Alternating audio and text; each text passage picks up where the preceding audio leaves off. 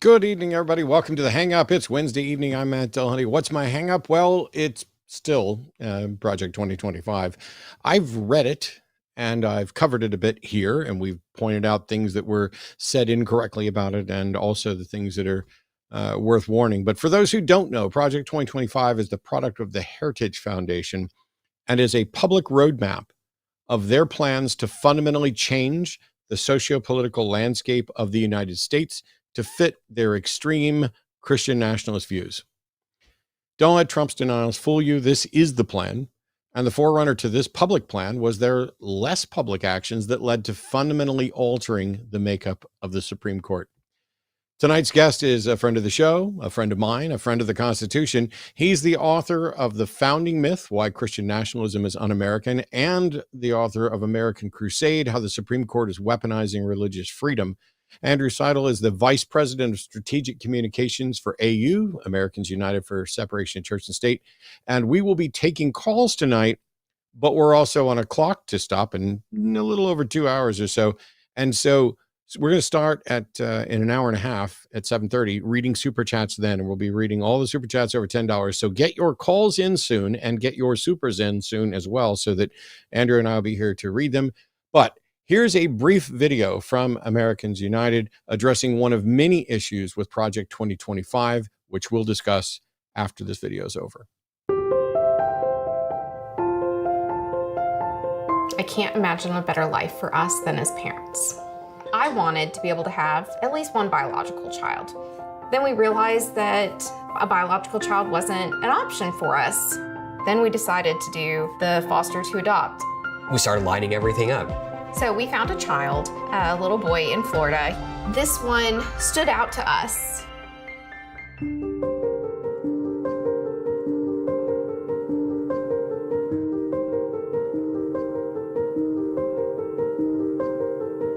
Unfortunately, as a Christian organization, our executive team made the decision several years ago to only provide adoption services to prospective adoptive families that share our belief system.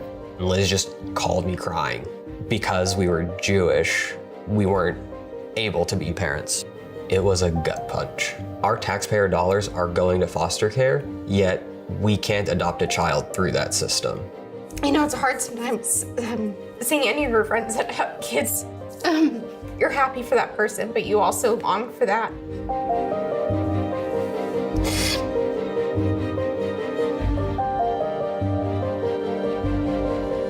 Project 2025 is this voluminous 900-page document that the Christian nationalist movement has come up with on how they're going to take over the United States, basically. To know that Project 2025 recognizes what's happening and is supporting it, it's really hard to swallow. It's really disheartening to see that there's entire political arms at this point hell-bent on trying to make us second-class citizens. We know this is an injustice. If Project 2025 can come for us, it can come for anyone.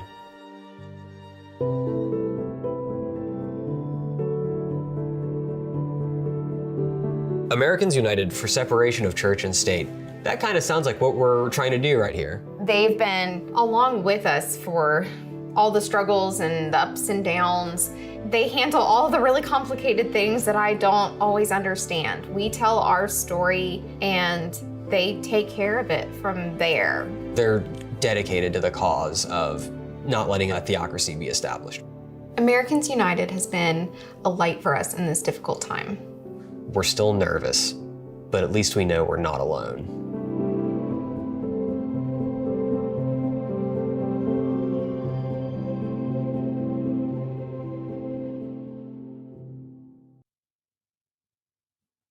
Welcome back to the show, my friend. How are you? I am doing well. It's such a pleasure to be back. I'm sorry it has taken so long. I've been a little bit busy. Yeah, I can't imagine why you would possibly be busy. We were doing shows.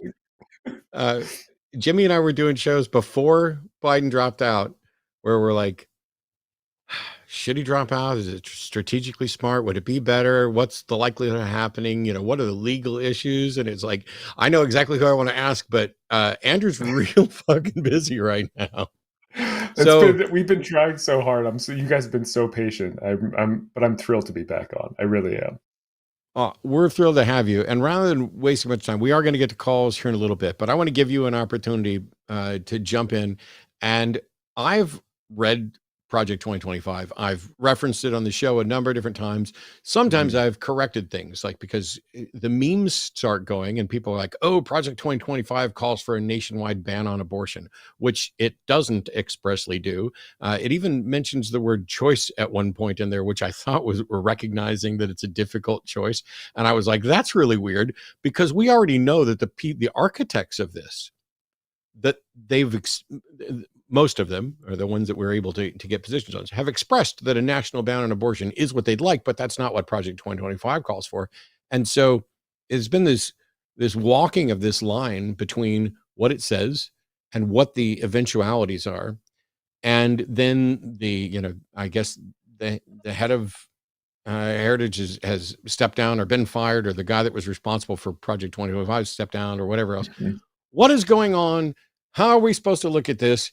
How much of a hair on fire the world is potentially ending are we actually looking at? Yeah, there's so much to unpack there. And part of what we're dealing with is the playbook for Project 2025 is 900 plus pages, which I'm sorry you had to read. I also have read it several times, unfortunately. But it's sanitized jargon, right? It's legalese, but it's sanitized. And so it presents a problem. It presents a challenge, really, because it is this huge, overwhelming threat, but it's also vague. And it's a future threat. And it's also, in a way, it's the tip of the iceberg, right? Because this is what they were comfortable publishing and telling the world they wanted to do, right? So, another good example, I think, of what you were just talking about is like no-fault divorce is not explicitly taken on in the handbook. But if you look at the groups and the people that are behind Project 2025, there's like a coalition of like 100 different conservative organizations. At least 22 of those advisory board members have made comments about targeting or restricting or eliminating no-fault divorce. So it's like, it's not really necessarily explicitly in the handbook, but it's not that big a leap to say like this is something they might be interested in, right?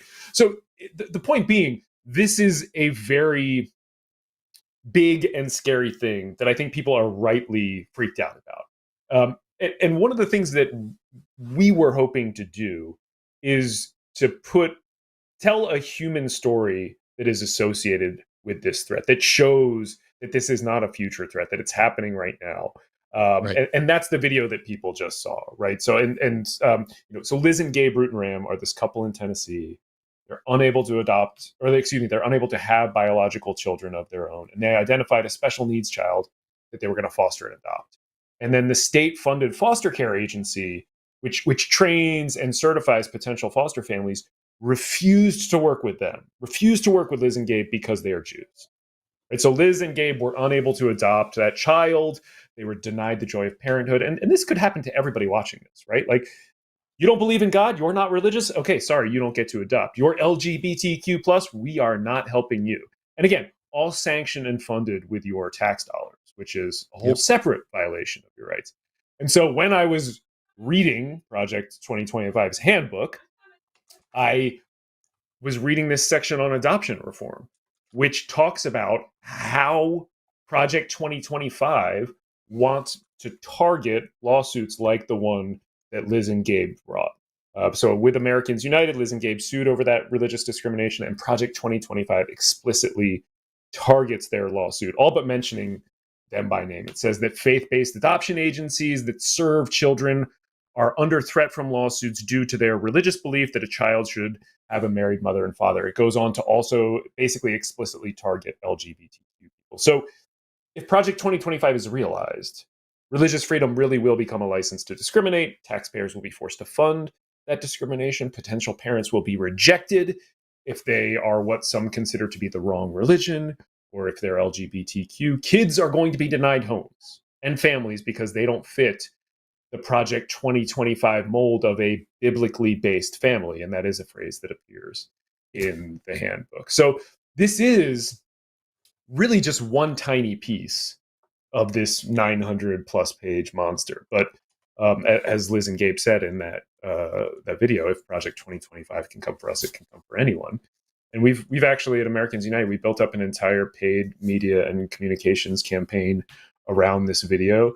Much of it was centered on Milwaukee during the RNC. We had billboards, mobile billboards, this really omnichannel campaign, and we're doing something very similar for the DNC in Chicago, centered more around digital ads. But the whole goal is to put a face on the threat that Project 2025 poses. It's funny. There are some things in there. Trump, as soon as it started getting popular, or the discussion about Project 2025 started getting popular, Trump was like, well, I don't know anything about Project 2025. I can't do an impression, wouldn't.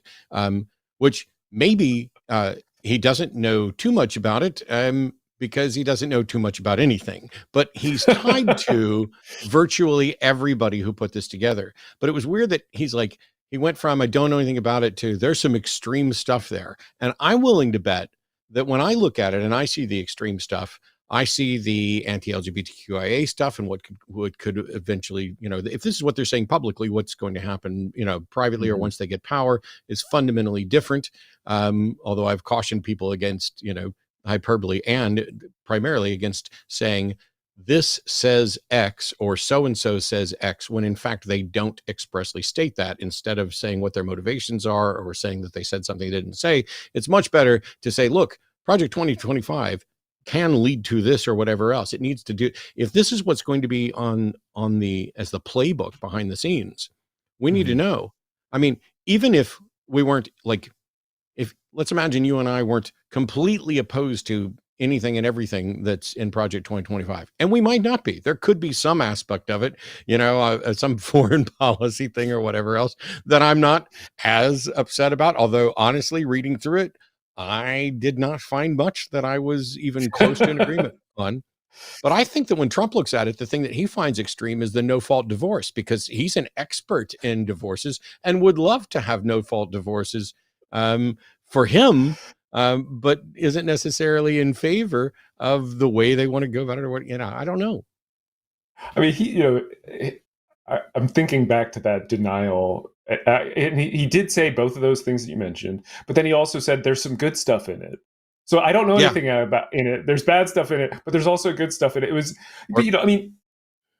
I think, one of the things that really jumped out at me when I was reading it was the education section, which is effectively, we're going to dismantle all of public education. We're going to funnel all the millions, the billions of dollars that we spend on education, and we're going to put all of that into private Christian schools, and we're going to get the kids in there. That's the overarching goal. And one of the first things that the handbook says, or the playbook says, is we're going to sunset, close down the Department of Education, right? And so as Trump is running away from Project 2025, in his whatever the hell shit show you want to call the thing he did with Elon Musk last night, which was delayed 45 minutes because of technical difficulties, which is just. Gotta love that. They want to claim it was an attack. I mean, but I think Trump in that says, I want to close down the Department of Education. So it's like, it's a perfect alignment between what he wants to do and what Project 2025 is trying to do. And I mean, you can see that because a lot of the same people who were part of his administration are writing this playbook. People like Russ Vought, people like Roger Severino, both of them, virulent Christian nationalists. And really, Project 2025 is Christian nationalism. It's a 900-page playbook for dismantling the federal government to advance those ultimate goals of Christian nationalists, which is overthrowing American democracy and installing a theocracy that can rip away our freedoms. And the antidote to that can stop Christian nationalism, that can stop Project 2025, is church-state separation. I think I misspoke in my joke. It was Trump would be in favor of the no-fault divorce stuff as the multi-divorce individual. They would get rid of no-fault divorce, and they would make it very difficult for women to get out of abusive marriages. Is really, I think, where that stems from. Yeah. So I think your joke was correct. I noticed the other day that there's a website that released a bunch of training videos from Project 2025. So in addition to publishing a 900-ish page document, which, by the way, I don't want to necessarily direct traffic to them. It is posted at project2025.org, but there are other sites that have gone through and highlighted things so that if you're out there and you're wondering, yes, you can go read the entire document, and you can go to one of the YouTube channels and watch the training videos that are up. It's several hours of training videos. But there are other sites that have done summaries as well. Well, and let me just do a plug real quick there, Matt, before you continue, is au.org/project2025. We have on there, we have the video of the Root and Rams, which I would encourage everybody to go watch and share in your networks. It's a really great thing to share in your family text chains, things like that. Then we also talk about the groups that are behind Project 2025, how that money flows. We even have a toolkit on there, which helps people have basic conversations about this thing, because it is this vast sort of like, and you feel like a conspiracy theorist, but that's because you're talking about an actual conspiracy to take over our government, right? Like, and so it helps you have conversations and deal with this in a way that we know moves the needle from data and research that we've been able to pull. And that's au.org/project2025 if people want to learn more. It's a great resource. au.org/project2025. I'm sure one of the mods will get that up there. The training videos, I'm going to say this, and this is, I swear, this is not me. I'm not trying to slag on the training videos at all. They genuinely look like they were shot in the 90s as a, hey, so you're going to work at Starbucks and you're thinking about a path to management here at Starbucks. Let me tell you what you're likely to have to deal with when it comes to customers, any of your customer facing positions. And then they go into, like, I watched in the first 5 minutes of one of those videos, it was like, and then the woke left with all of their gender talk. And I was just like, holy, it is so bad. And yet it was, you could see where for some individuals that, it's like Between Two Ferns, there's a set there that they put together and a couches. It looks like American Atheist podcast and FFRS podcast and all those where you're just sitting down and we're kind of talking and we're doing it almost public access TV style. That's what it felt like. It does. And it's, I have not had a chance to go through and watch. I've seen, several of the clips. I really do want to sit down and watch a bunch of them, but it's that same kind of thing that we were talking about in the beginning too. Like this was not meant to be public. These are the videos that they're supposed to use. One big part of Project 2025 is personnel. They want to train up effectively an army of these Christian nationalists to go in and occupy every government position that they can as soon as a new administration takes hold. And so this is to help train those people up. And they say things like, one of the topics is like, here's how to avoid creating records that could be subject to open records request, right? Instead of emailing somebody, go down to the canteen and, put your finger in their chest and tell them you do this thing, even though it's illegal, right? Like, don't leave a trail behind you. It really is. It's remarkable because it's as extreme as some of the things are in those videos, it's still stuff they were willing to say on camera, even though as they're talking about kind of avoiding making these trails. And to me, it's just, this is what we know of. This is what we know they are willing to do and willing to say. And what they would do if they get power, I think would be so much worse. So without digging in and running with suspicions, what I've heard is they have a database with a list of essentially loyalists' names. Something like 50,000 is what I've heard. And not just like Christian nationalists, but loyalists to a particular set of ideals, and they will fall in line with whatever, Project 2025 is pushing, should Trump get elected. And by the way, Project 2025, if Trump doesn't get elected, doesn't go away. It just becomes Project 2029 as they try to do this again. But the concern is that, let's assume that Trump gets elected and the members of the Heritage Foundation start implementing Project 2025, how quickly, like, are they, is the plan genuinely to replace 50,000 current government workers with 50,000 loyalists? How quickly can they do that? And what are the legal ramifications of firing that many people and replacing them? Yeah, really, really good question. I mean, so a couple things to point out. First, there's an axiom in government, which is that personnel is policy. And in fact, the guy at the Heritage Foundation who was the sacrificial goat here, who lost his job as a result of Project 2025 entering the limelight, Mr. Dans, an attorney, wrote in the first substantive section of that playbook, he quotes that axiom, right? So that the personnel change that they are going to try to bring about is as important as every one of the policies that they list in that 900-page policy manual. So that's number one. Number two is, last time when Trump won, nobody was really ready for it, especially Trump and a lot of these conservative organizations. Nobody really expected him to win. They were the dog that caught the car. And they were completely unprepared. Most people are now familiar with the fact that the presidential administration has like 100 days where they really get a ton of stuff done right at the beginning, and then the midterm elections start to encroach on getting more than your productivity drops off dramatically. They never even got that 100-day window. There were tons of positions that he never filled, yes, and many correct. that he didn't fill for like the first 2.5 years. Correct. And in fact, if people remember Project Blitz was like a little bit of an attempt to kind of be productive, after the dog caught the car, to kind of chew on that bumper.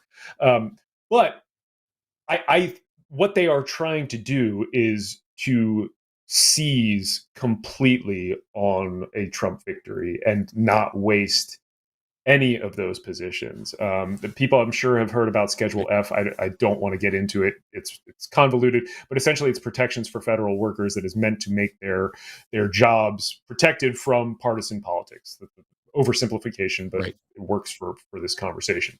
They're talking about removing all of those protections, essentially gutting the federal government, which, and the other piece of this, Matt, to answer your question like more directly, is they'd be completely okay with that kind of chaos, with just coming in and cleaning house. That serves their policy ends too, right? Like, oh no, we fired everybody at the Department of Education and now we can't put new people in. We were going to close it down anyway, right? Like it doesn't matter to them. So I do think we have to take that very, very seriously. Now, since Biden dropped out of the race, and Vice President Harris has become the nominee and has appointed Tampon Tim Weird Walls as her running mate, and I couldn't be more thrilled. I didn't know shit about that guy until he was announced. I love him. And I watched like 30 minutes of him talking, and I was just like, yeah, this is the most real person I've seen running for office in ages. Like, I wouldn't mind if the ticket was reversed, but also I'm going to be supportive of Harris. When I every time I learn something new about him, I love him more. Then also the name Tampon Tim, like, how amazing is that? Yes, like, what kind of child are you that you think that is an insult? Every single thing I learn about him, I like him more and more and more. And also, really, there's been a couple great pieces written on Tim Walls's version of masculinity, yes, compared to the shitstorm of masculinity that flies around online. And I think the genuineness that you're seeing is like a big part of that. And I'm like really excited to have somebody who embodies that kind of masculinity, like on the national stage at that level. It's really exciting. Yeah, he's a dad. He's a Midwest dad who beat the Republicans in his state to become governor. The worst thing they can say about him is that after 24 years of service in the reserves, he opted to retire instead of deploy with his group. And continued public service in office. And I'm like, as an 8-year veteran myself, I've been there, and I'm not just another one of those, oh, let me go do 4 years to avoid going to jail. Most of those guys that I dealt with while I was in the Navy, we ended up, getting them discharged at some point. Yeah, I did my 8 years. I was planning on doing a career out of it. And when I heard that after 24 years, he retired rather than do a deployment to a war zone, good for him. That's the right thing to do. And it was probably the right thing for his unit. He probably would have retired after 20 years, except that as a member of the reserve, he's able to stay in for another 4 so that if there's something that's, catastrophic, he can continue to serve. But this is the way the military works. You get to a point where, you've served and you get to ride, and you're going to get the cushy, the cushier positions, and you're going to be there to help manage stuff. And if the shit hits the fan, you're there alongside everybody else. But if it's a regular deployment type thing and you've done 24 years, the very notion that basically Corporal Vance thinks he can poo-poo a 24-year veteran's service is embarrassingly bad. And I was watching, the polls run a little bit behind. Like we're getting polling now based on what happened, a week and a half ago, and it's going to take a while to catch up, and people are jarred. But there's genuine enthusiasm, and I hope that this happened at the exact right time so that we don't peak in enthusiasm in September, and then it drops off when it comes time to actually vote. But how much? So, like, if I had to guess, before the debate, I was convinced Trump was going to win. After the debate, I was even more convinced that Trump was going to win.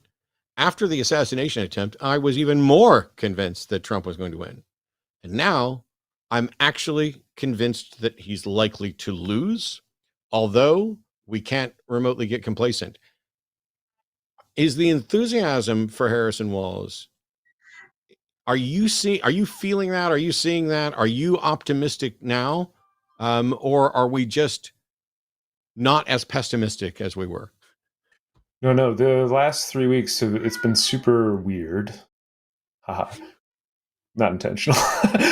Because I feel incredibly hopeful, right? Like, I mean, like, I think I said this somewhere on X or Threads at one point. Like, it's not doom scrolling anymore. It's like, it's hope scrolling, which is strange and wonderful and feels amazing. And part of that is, seeing Kamala Harris at the top of the ticket. Part of that is her choosing this guy who we're learning all these amazing things about. Like, I mean, this was a football coach who was like, I'm the football coach, and so I can use that role to gain acceptance for LGBTQ kids in my high school, right? So he was the faculty advisor for the Gay Straight Alliance in, I think, the 90s, when like that was, incredibly important. And getting the kids on the football team to come around to that kind of acceptance in a rural area. I mean, it's remarkable stuff that he was doing.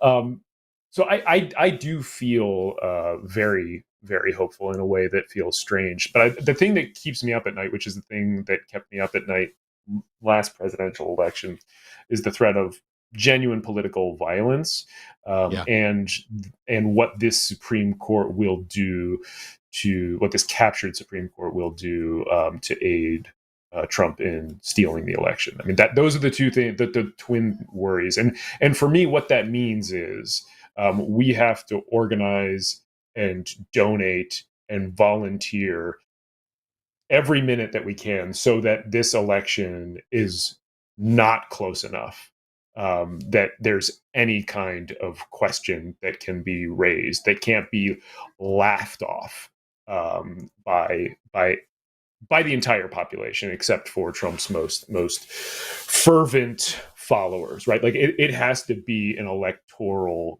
burial of Trump and MAGA.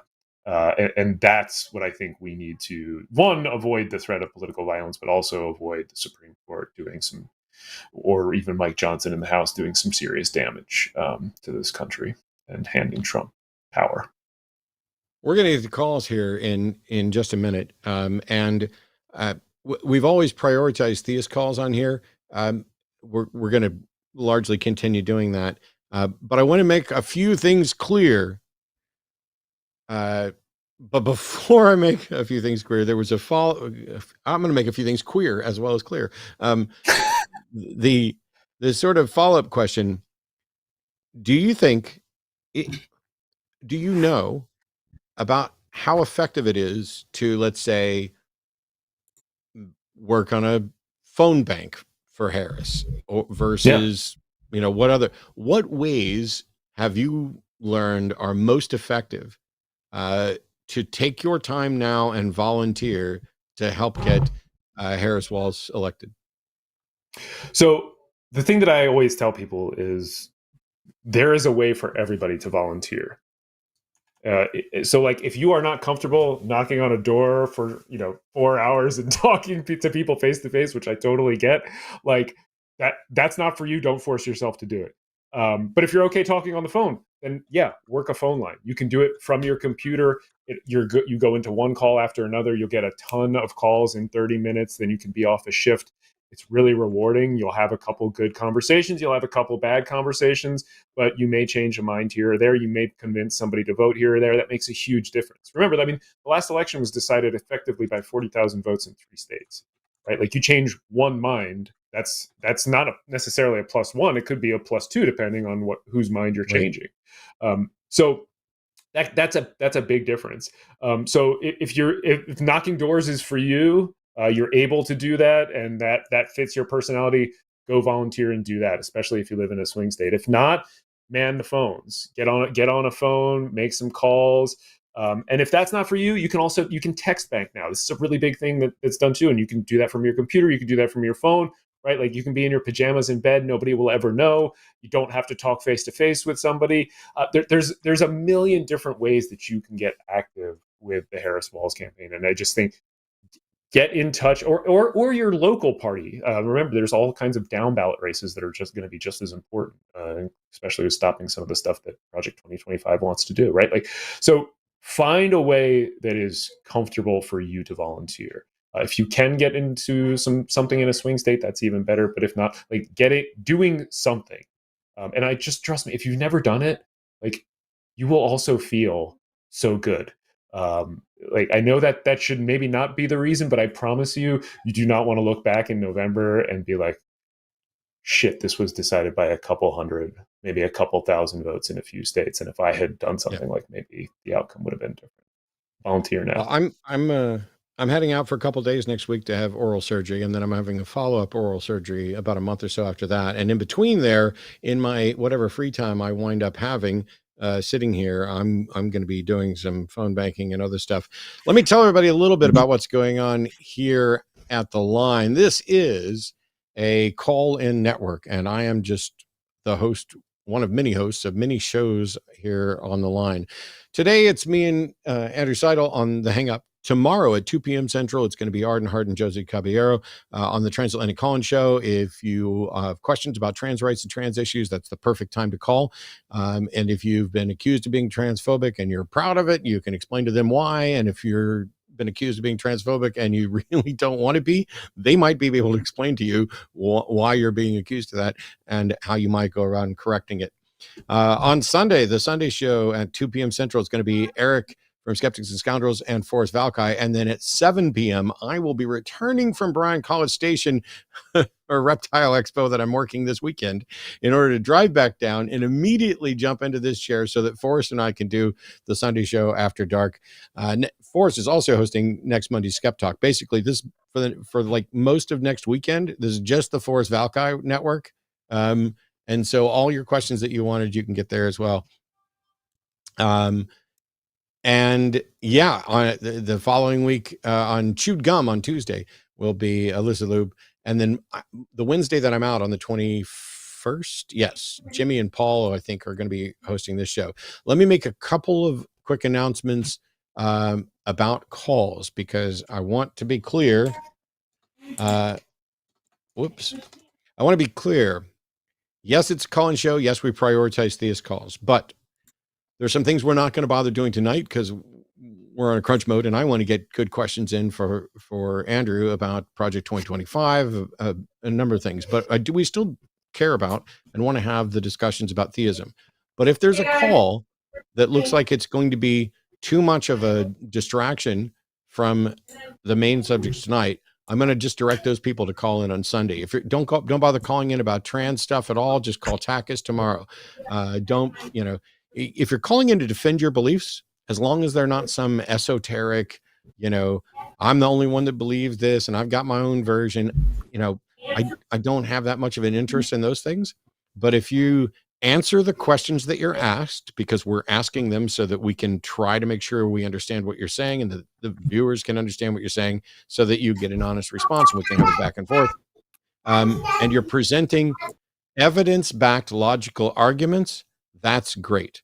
But we're not taking, well, tell me about atheism and how atheism addresses this stuff tonight, because it's just not necessary. We can do that any old time. Are you ready? Here we go. Sorry, I clicked the wrong button.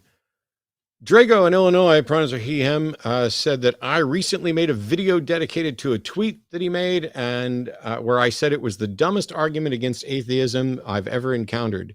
And that might have been a slight exaggeration, but it was really close. So, Drago, how you doing?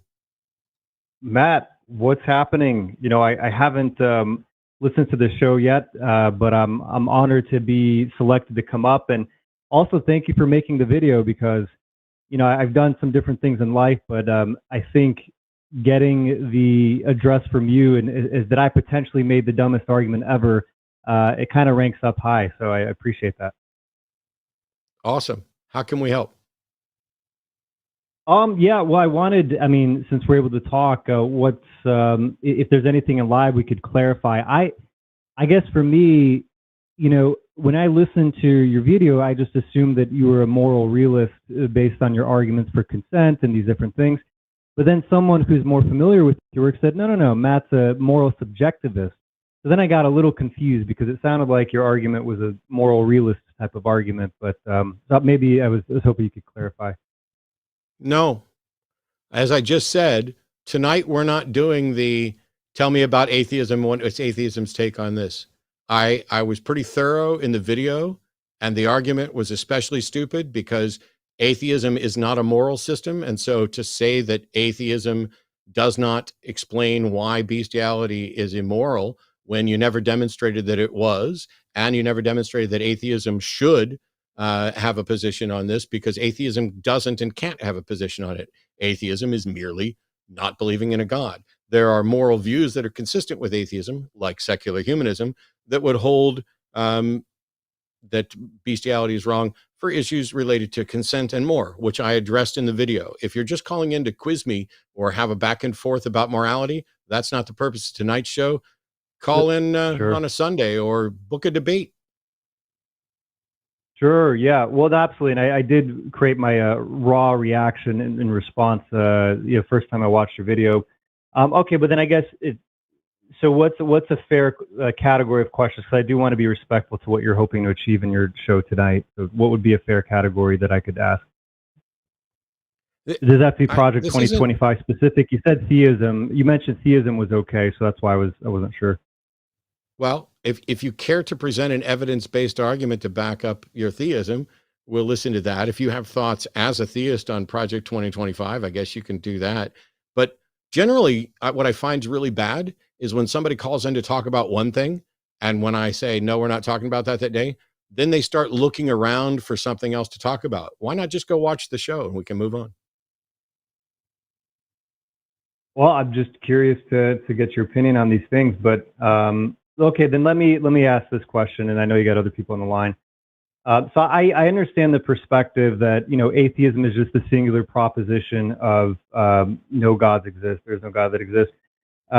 What, as far as your understanding of like how you'd conceptualize human beings, would you agree or disagree with the idea of like, we have worldviews where we have interrelated networks of beliefs that if you change one belief, it kind of correlates and affects the other one. So what I believe about, intrinsic human worth is going to affect what I think is like the purpose of life. It's going to affect whether if I believe God exists or not, beauty, goodness, blah, blah, blah. Like, can we surgically just switch on one belief and leave all the other beliefs intact? So where it's like has no consequence whatsoever on the rest of my beliefs if I just simply toggle the God exists switch on and off in my head? So first of all, it's not just toggling the God exists switch on and off in your head. Atheism is the position of not necessarily being convinced that a God exists. It's not necessarily the position that you're convinced that gods don't exist, though it might be. But no, beliefs don't live in a vacuum. But you made an argument against atheism. You didn't make an argument against secular humanism. You didn't make an argument against consequentialism. You didn't make an argument against a number of different secular moral systems. Your argument is flawed and broken. Your argument isn't even valid in structure, which I pointed out during the video. Sure. No, I actually completely agree with that criticism, for sure. And granted, it was kind of like an offhand, quick and dirty, meme type of thing. But I mean, you're right. Yeah, I didn't think it was serious. I thought it was just a joke that somebody posted it to Twitter until you were replying to somebody. And I was like, okay, well, first of all, it's invalid. Second of all, just structurally it's wrong. But like I said, we're not going to do the quiz thing. I've got a lawyer on representing church-state separation issues. And rather than have you, I'm going to let you go. If you think of a topic that's relevant to tonight, or if you decide you desperately need to defend theism with an evidence-based logical argument, call us back. Or make the claim that America was founded as a Christian nation or based on Christian principles. I wrote a book about that one, and I love talking about that one. Oh, what? He hung up. That scared him Which is off. way better than most people. His argument, by the way, was bestiality is wrong. Atheism can't explain why bestiality is wrong. Therefore, atheism isn't can't be true, or whatever, however he did it. It was a hot mess of just bizarre crap. Yeah. Just relying on the shock value of bestiality as a word more than that's why I thought it was a joke at first. But so calling from North Carolina, D, pronouns is she, her, wants to talk about how to speak with someone who votes against their own interests. D, you're on the phone with Andrew Seidel. Hi, D. Oh, hi. I'm glad to be able to get through to y'all. Yes. So the question I had is, I work with a lot of people who are they are for gay rights and women's rights, but yet they are voting for Trump because they think that he cares about them and that he'll make the economy better. Mm. And it really makes it complicated because I'm in a relatively privileged situation compared to them financial wise. I'm not wealthy, but if a tank of gas costs me $25 versus $75, it really doesn't affect my life. Versus they are having to buy new tires, so they can't buy groceries that week. Right. Sure. So how do you even begin to approach something like that? I mean, I think this is actually like a perfect question to ask on this show because it also gets to so much of people deconstructing and changing their minds about God and religion. And I always give people two pieces of advice when talking about either religion or politics, especially if you are trying to persuade. And the first piece of advice is that you have to temper your expectations going into any one of those conversations. You should not expect going into this conversation with your friend that you are going to change their mind on the spot. And in fact, that should not be your goal. Okay, I think if you go in with that goal, it will turn contentious, and you will not come out of that, either one of you, less entrenched in your position. In fact, there's some good data suggesting that they will be more entrenched in the end. So temper your expectations. Your goal should not be to change their mind, to persuade them in that moment. Your goal should be to plant a couple of seeds of doubt in their mind and keep the door open so that they can come back to you when they have additional questions. And that is because nobody has their minds changed. Right? They change their mind on their own.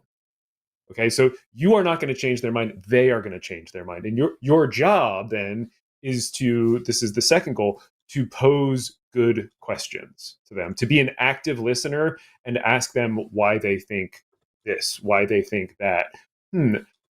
why do you think Trump will be good for the economy? Because my recollection is like, last time it was kind of a disaster when he was out, when he left office. If memory serves, we were in the middle of a pandemic, and things were like the worst they've been in my lifetime. Right? Like, so you can present data points in questions, and your goal is to get them to ask themselves those questions and to get them thinking about those questions, and they'll go research it and they'll come back to you and they'll tell you why you're wrong, or they'll have additional questions.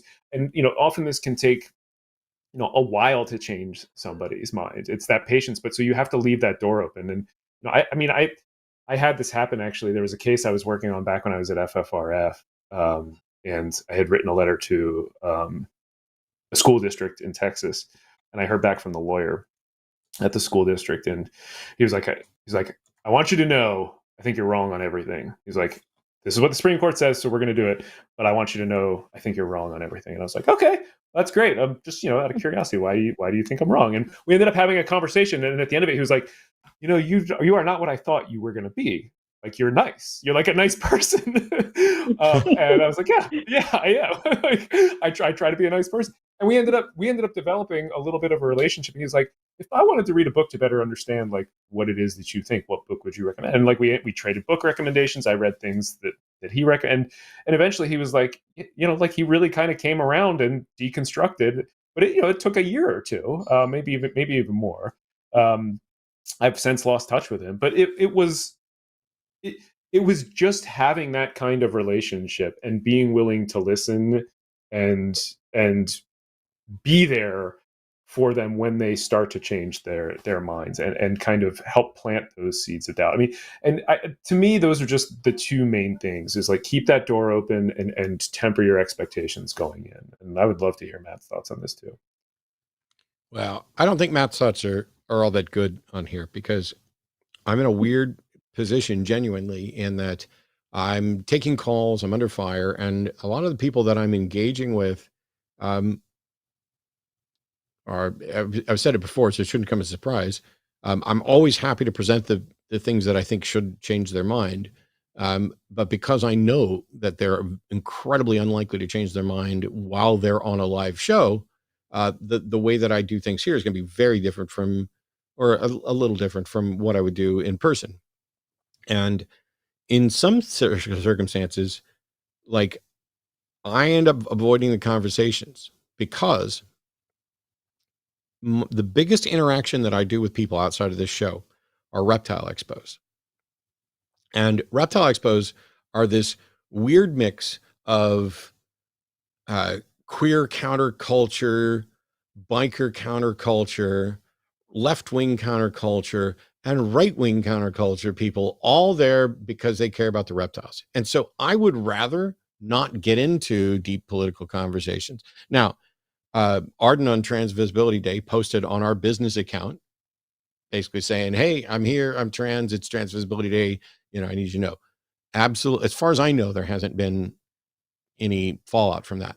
At some of the expos, there are people that are wearing, Trump shirts and, fuck Joe Biden shirts. I mean, they're trying to get one last wear out of them, even though, they're going to go in a drawer somewhere. But by and large, this is one of my favorite things. Hang on, this is one of my favorite things about the whole thing is all the money on swag that they put in to running down Joe Biden. Trump asked for a refund. It's so amazing. I love it so much.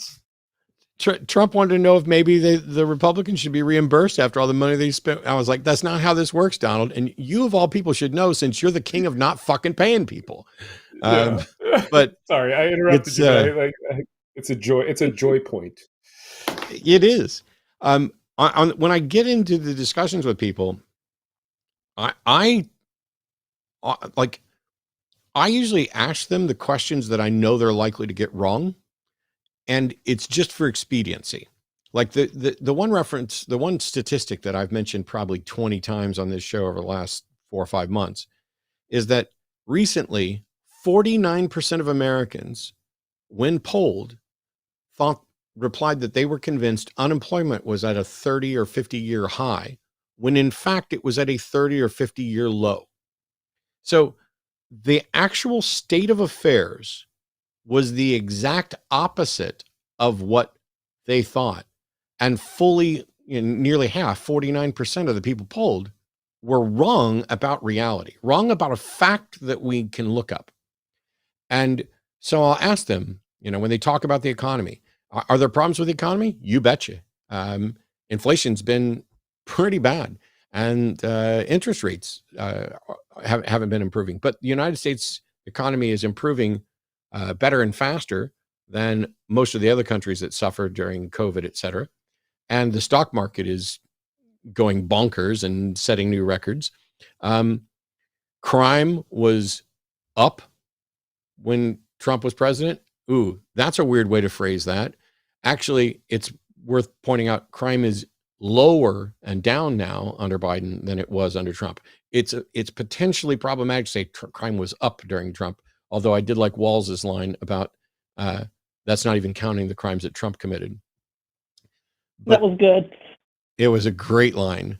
And, when I ask those kinds of questions, and because we're there where people are like, man, the sales are down, the market's down, this is down, this is down. And, I'm dealing with people who are doing this kind of as a hobby to make money on the side because they care about the reptiles. Most of them aren't making it as a business. And so they're talking about it and, the gas prices, and this, and I've got images of facts saved on my phone so that I can show them what are the actual trends? What is the economy doing in a bunch of different factors? How is the job market? And the facts and the good facts and the bad facts.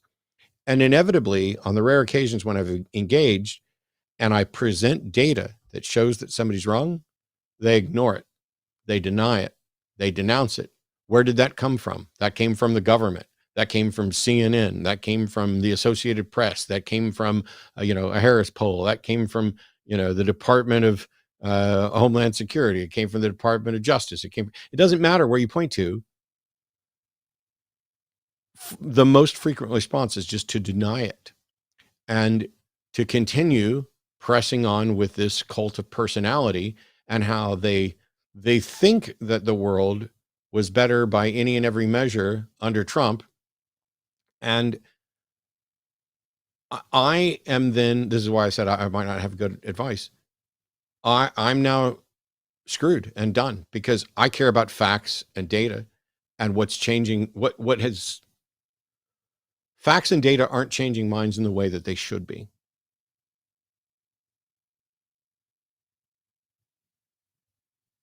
Yeah, I mean, I can see that because I also have pointed out statistics and data, and people just, they just don't believe it, as you said. Yeah. They believe Trump over real data. I mean, Dee, I think this goes to something that Seth Andrews and I have talked about quite a bit too, is we are not rational beings. We love to think that we are, and I'd be the first to talk about that. I have a neuroscience degree. I love to think that, but most of our thinking is instinctual, and a lot of it is tainted by emotions. It's our gut, right? Whatever that might mean, and that gets to kind of the crux of, I think, the premise, or the way why you phrased the question the way that you did. But I really think we have to address that emotional part of why people hold their beliefs if we're going to get them to change their minds. And that's part of what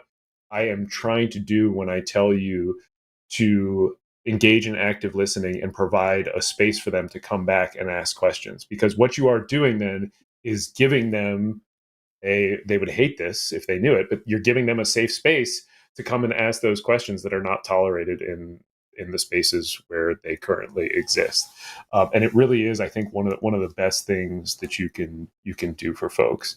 And it is, I mean, Matt, it is worth noting, it's, as you were talking, it's really interesting because you're right. Here you're on a clock, you're engaged, you're effectively in a courtroom battle with these callers, and you're right, you're probably not going to change their mind. But I would submit that I bet your audience for changing the mind isn't necessarily the people who are calling in, but it's the people who are watching, and it's the people who watch and agree. That's my target. Yep. And then they're like, oh, that's a good question. And then they watch another one of your videos and another one. And all of a sudden they are like, their mind is slowly opening. And I know for a fact you've heard from folks who have gone down that path because I've been there as they've talked to you about it. So yeah, when I say people who watch and agree, I mean people who agree with the caller that I'm talking to. Yeah. And they get the connection. Like if the caller makes a fool of themselves, they feel that embarrassment because they believed the same thing and thought it was a good argument, but they don't suffer from being under the gun, in the spotlight, on there. They can change their mind. The caller, we know from neuroscience that once someone makes a public profession of a belief, they are more likely to double down in the face of evidence to the contrary than if they had not made that public profession of a belief. And so if they're sitting back there watching the caller and they see things go bad for the caller, they are in the comforting spot of being able to potentially change their mind and not continue to suffer the consequences that the caller suffered, the embarrassment. And then D, one other thing I'll just mention again is au.org/project 2025. There is a toolkit on there for how to have conversations about some of this stuff, which you may find a useful resource as well. You said au.org? Yes. Oh, Americans United? Okay. Yes. Okay, au.org. 2025, yep. au.org, project 2025? Yeah. Okay.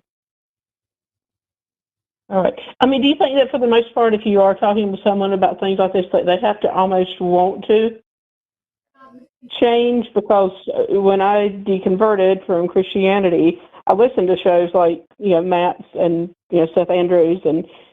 But before I started listening to that, I had already asked myself, okay, is there a God? I'm going to try to figure this out. So I was open to that. I wasn't making public. Yeah, I think there has to be a certain...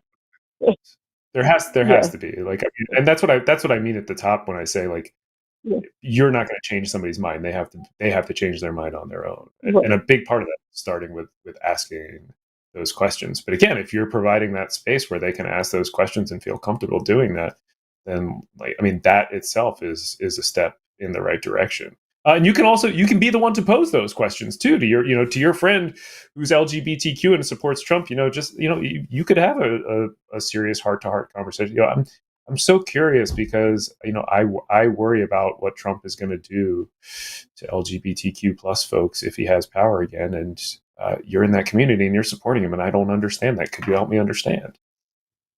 You may not get anywhere, and there are plenty of people that I go into conversations like this with, expecting fully that I will not be able to change their mind, and that is the case, right? That is the case sometimes, but sometimes it's not. Well, I really thank both of you. It's been a good conversation, and I've tried a couple of times to get in, but there were too many atheists on the line for some of the other shows. So I'm glad I finally got through. Oh, thanks, D. Appreciate it. All right, y'all. Yes, y'all have a good night. You too. One of the things is that, when I say I'm always going to present the information that I think should change someone's mind, but one thing that I've learned over the years and is becoming more obvious every day, every time I try to have a conversation with someone outside of this, is that what I think should change somebody's mind may not be correct.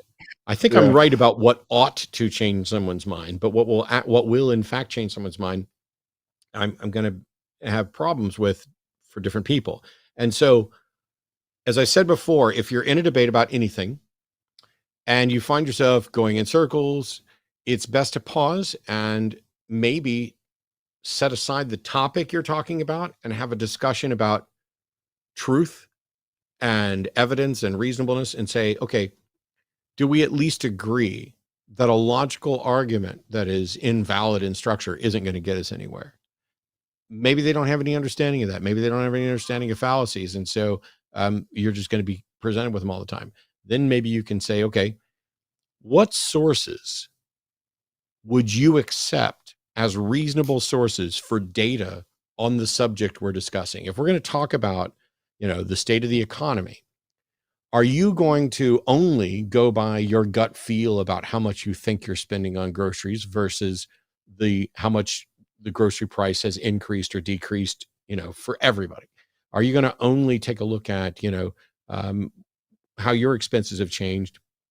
Or could I cite, actual government statistics? Are you going to reject government statistics if they come from the Biden administration, or are you going to reject them if they come from the Trump administration? We have data from, the Trump administration that also shows that people aren't correct about what they thought was happening and wasn't happening. And so, setting aside the conversation that you need to have, that you want to have, you may have to go back and talk about, okay, what data are you going to consider as good data? What are you willing to accept in this discussion? Because it's very frustrating for you to say it's almost like talking with flat earthers, in that we can present all sorts of scientific data.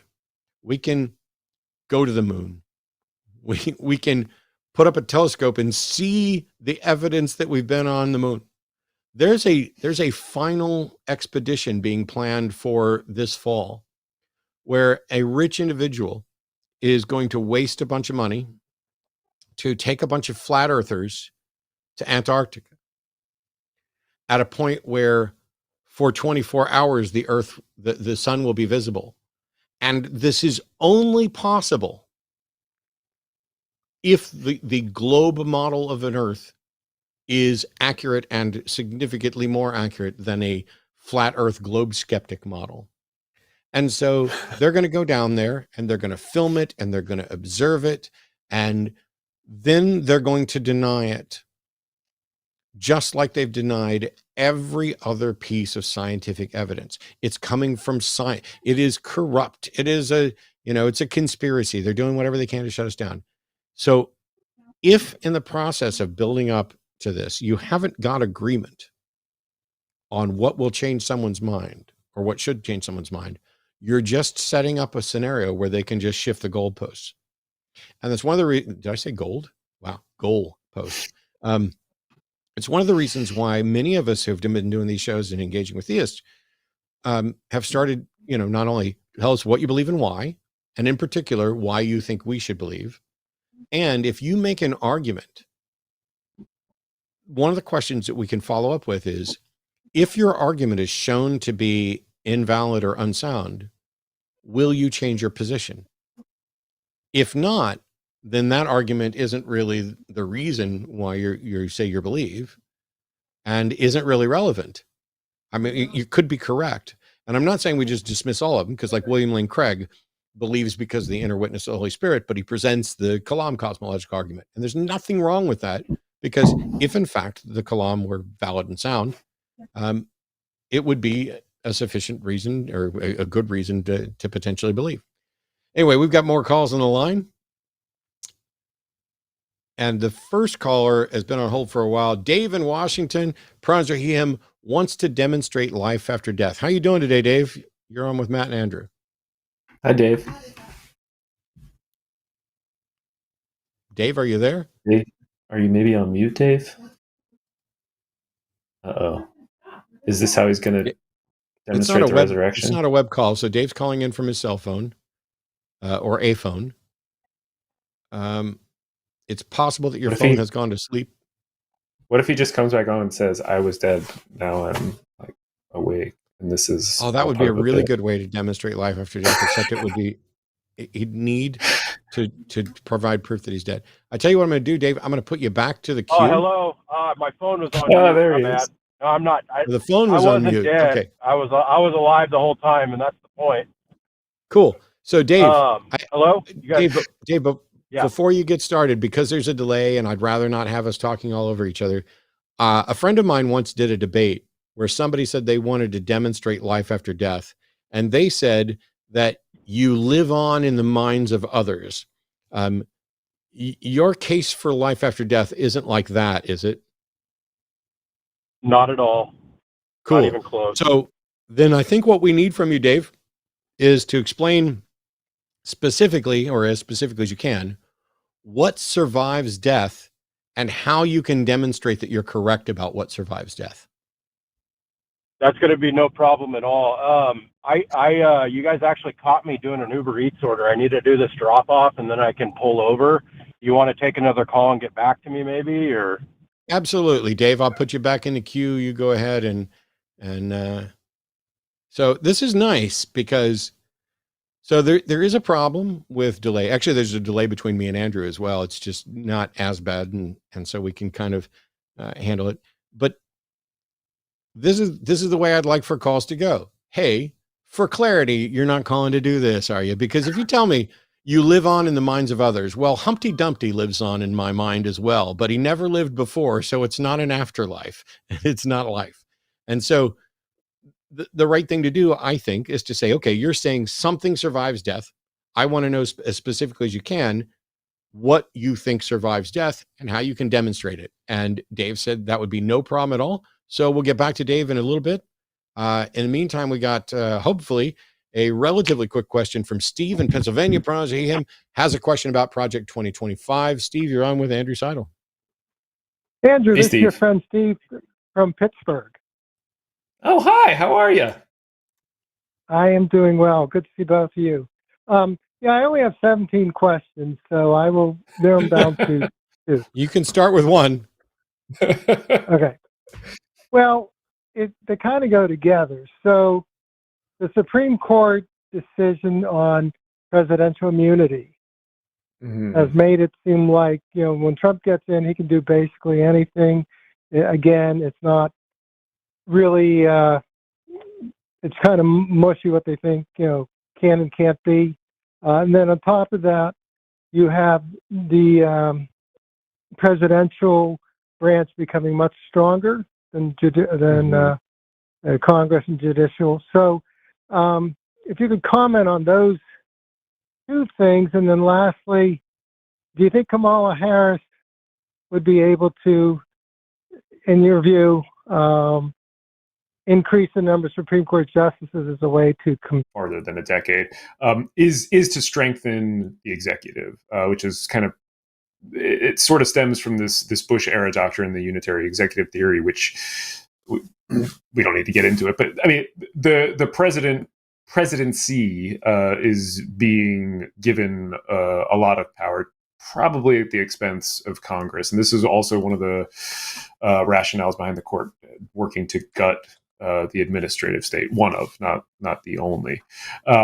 I do worry about a second Trump administration for this reason, because whatever the court said in the immunity decision, right, and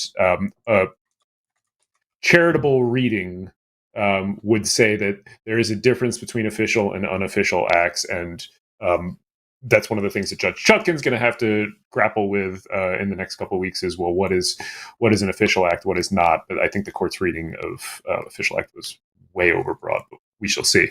But the real concern for me is this court is obviously very friendly to Trump, and he is going to take it as a green light, right? Like whatever the decision says and however lower courts are interpreting official versus unofficial, he is going to take it as a green light. And if we thought he was lawless before, I mean, just wait if he gets a second term.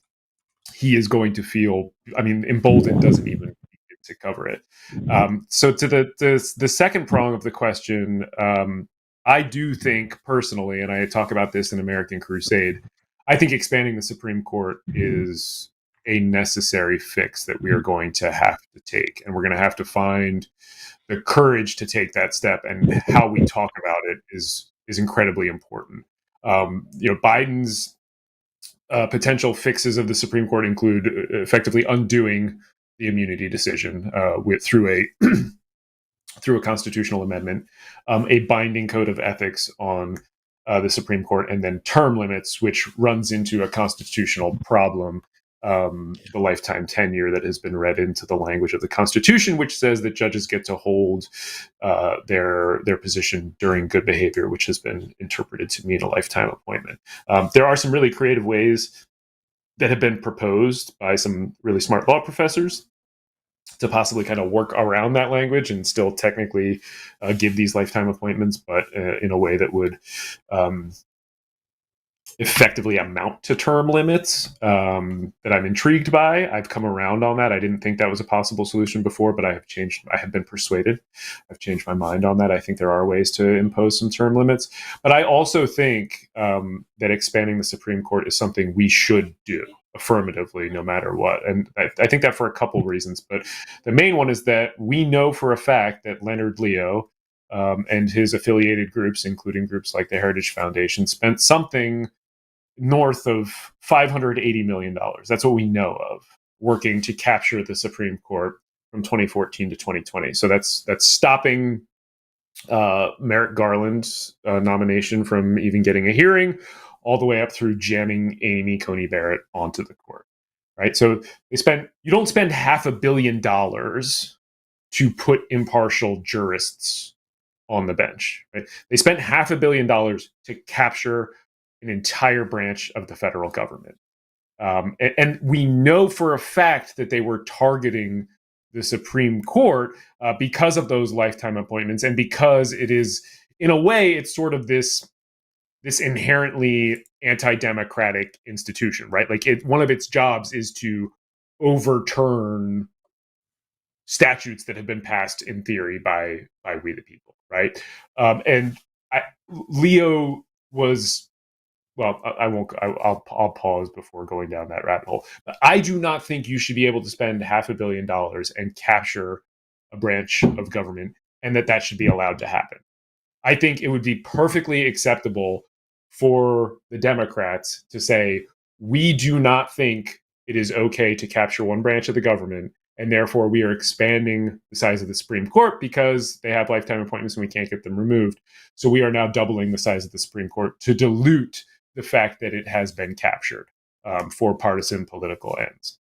And, I know a lot of people are like, well, okay, but then we're then in a tit for tat where, now the Republicans are going to expand the court. And when does it stop? And I don't care.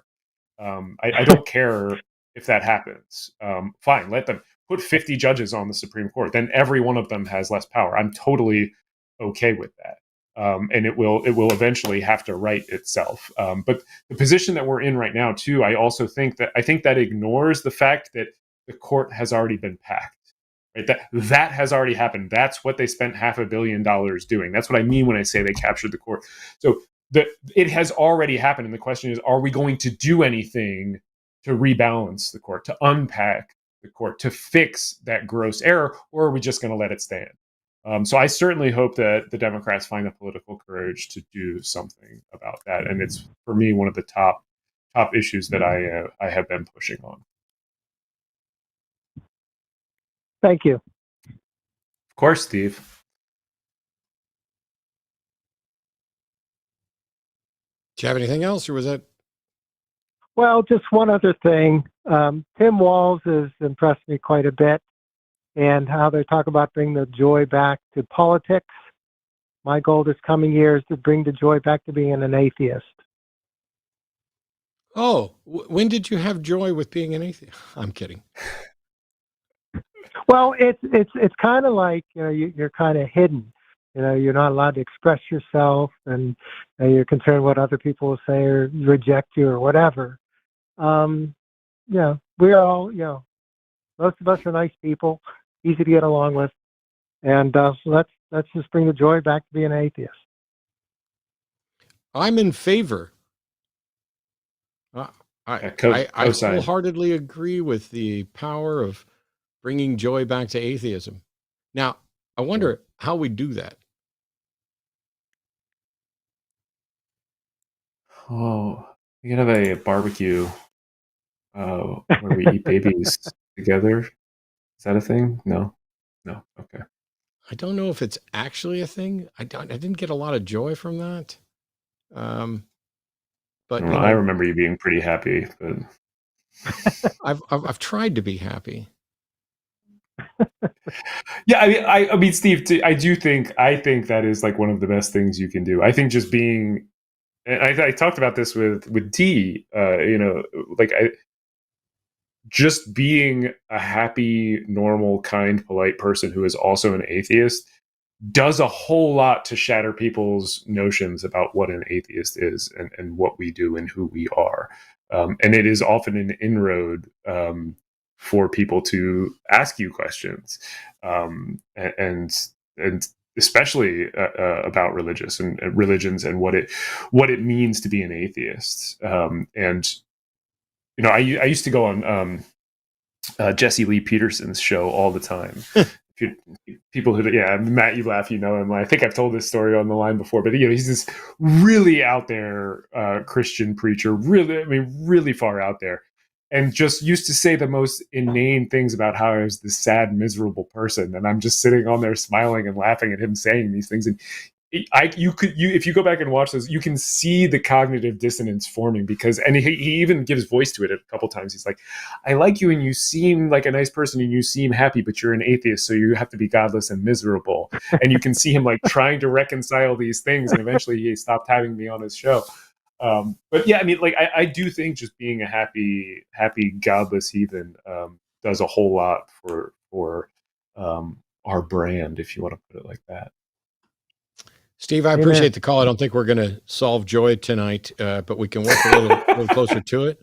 But I got to get on to some other calls real quick. I appreciate it. Good to hear your voice, Steve. Take care. All right. We're gonna go back to Dave here in just a second to see if we can get a demonstration of life after death. But just as a reminder, tonight we're doing the Hang Up. Tomorrow, the Transatlantic Call-In show is at 2 p.m. Central with Arden and Josie. Sunday's daytime show, 2 p.m. regular Sunday show is going to be Eric and Forrest. Sunday show after dark will be myself and Forrest starting at 7 p.m. Next Monday, Skeptalk. Forrest is going to be hosting that at 6 o'clock. Alyssa Ljub is going to be hosting Chewed Gum on Tuesday at 6 p.m. And Jimmy and Paul are going to be filling in for me on the line next week for the Hang Up. And Dave, are you there? Are you ready to tell us all about life after death? Yeah, I'm here. Cool. I'm actually just getting back into town here. I can pull over though. That would be great. So I'm not driving. Well, I know you guys. Yeah. All we need to do is get you to pull over and then tell us what survives death and how you can demonstrate it. Right now. Well, is there any? Can I make a comment on all the economy talk real quick, or I guess separate from?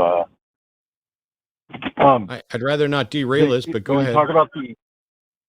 Okay, well, it's just the economy. It sounds like a noise that extremely nearsighted apes make when they want an excuse to burn fossil fuels and ignore the byproducts. And for everyone listening, if you think the economy is more important than the environment, you should try counting your money while holding your breath.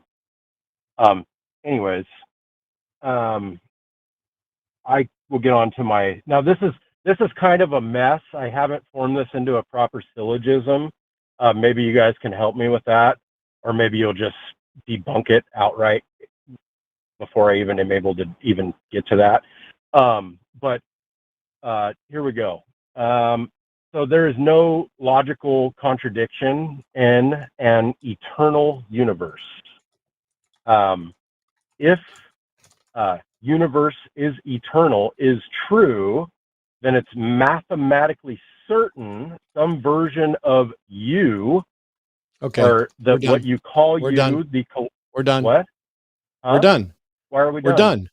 Because if you'll shut up, I'll tell you. I specifically said. Okay, no problem. I specifically said that we had somebody try and do a debate of you live on in the minds of others. I asked you two things. What survives death and how can you demonstrate it? And instead of doing that, you're going to go with some mathematical, some other version of you. That's not life after death. That's not something surviving death. Sir, there's no possibility that you don't exist in an eternal universe. There's no possibility of that. The collection of chemicals that you call you exists. Period. Dave, that's a mathematical certainty. Dave, shut your pie hole. Dave, I'm not talking about whether or not I'm mathematically inevitable. You said you were going to defend life after death and that you were specifically, you would have no problem. Shut up. you said you would have no problem telling me what survives death and how you can demonstrate it. What survives death, Dave? The collection of chemicals that you call you, and you can't demonstrate. You are convinced That's not that me. is you That's not survives me. death. That's not me. You can't demonstrate That's not that. me. You can't demonstrate. That's You've not already me. admitted there's a That's problem not with hard me. solipsism. That's You've not already me. admitted that. I'm okay. I'm going to mute you so that you don't just keep saying this. I am not merely the specific chemicals that are making this up. I am the chemical structure and the pattern. If the pattern ends up mathematically happening again with different chemicals, that's still not me. But me requires a continuity of experience, which is why I specifically asked you, what survives death? You do not have an argument for life after death, Dave. Goodbye. Drive safely. If your whole case is you are mathematically inevitable to arise, and possibly this pattern that we call you would rise again if the universe is infinite, well, maybe the universe is infinite, maybe it's not. But you don't have an argument for anything that is me, that is a part of me, surviving my death. And that was a complete waste of time. There's also a version of like the ship of Theseus problem on it, right? Like, like if you replace the one board and then the other board, and then eventually you've replaced all the planks on the ship, is it still the same? Like my molecules that make up and chemicals that make up my body today are not the same as when I was 2 years old. Not to mention the fact that I've had a number of them. When you get to infinities, and what Dave is trying to do, then if the universe is truly infinite, then every actual atom of my body it is inevitable for that to reform into the pattern that we call me. And it's the same thing for the ship of Theseus. Yes, you can replace this board and this board and this board. But at some point, every atom that was ever in the ship of Theseus could come back and be a part of a new ship that has the same pattern. And then that would be you, and that's life after death. No, it's not me, because me requires a continuity of experience. If you rip my body apart such that I die, and take all those atoms and somehow find a way to contain them, and then in a million years, find a way to reconstruct the pattern that was me, and even put those same atoms back in there, it won't be me, because it lacks the continuity of experience. The ship of Theseus. I think that's true. I think that's true, but I also think like that's part of I think that's the flip side of the ship of Theseus, right? Is like it's still the same ship because it has that continuity of experience, even though it's completely different particles making it up, right? So I think it goes to your point. It's just the flip side of it. Yeah, literally the next thing I was going to say is that in the ship of Theseus example, when you replace a board, you redefine ship of Theseus so that it is old ship of Theseus minus this plus this. The definition changed, and that is what preserves the continuity there. But genuinely, Dave, I don't give a flying fuck about mathematically being inevitable at some point in a forever universe. That's not life after death. That's not what anybody who advocates for any religious notion or thing talks about and means. That's not what they mean by life after death. That is an absolute navel-gazing bong rip, dude, I'm going to live again if the universe is infinite crap that is a monumental waste of my time and every one of our listeners' time. So we'll move on. Jackie, pronouns are he, him, is a theist, saying evidence for the existence of God in human beings and society, but it's not a question or a statement. So, hey, Jackie, when you say evidence for the existence of God in human beings and societies, what God and what evidence, I guess? How are you doing? So, first of all, I'm doing well. How about you? I'm all right. So, to clarify, society is going to be generally referring to global society, cross-cultural, but with a more specifically Western society, or the society that we call Western. So, I'm currently going to be defending the God of the Abrahamic religions.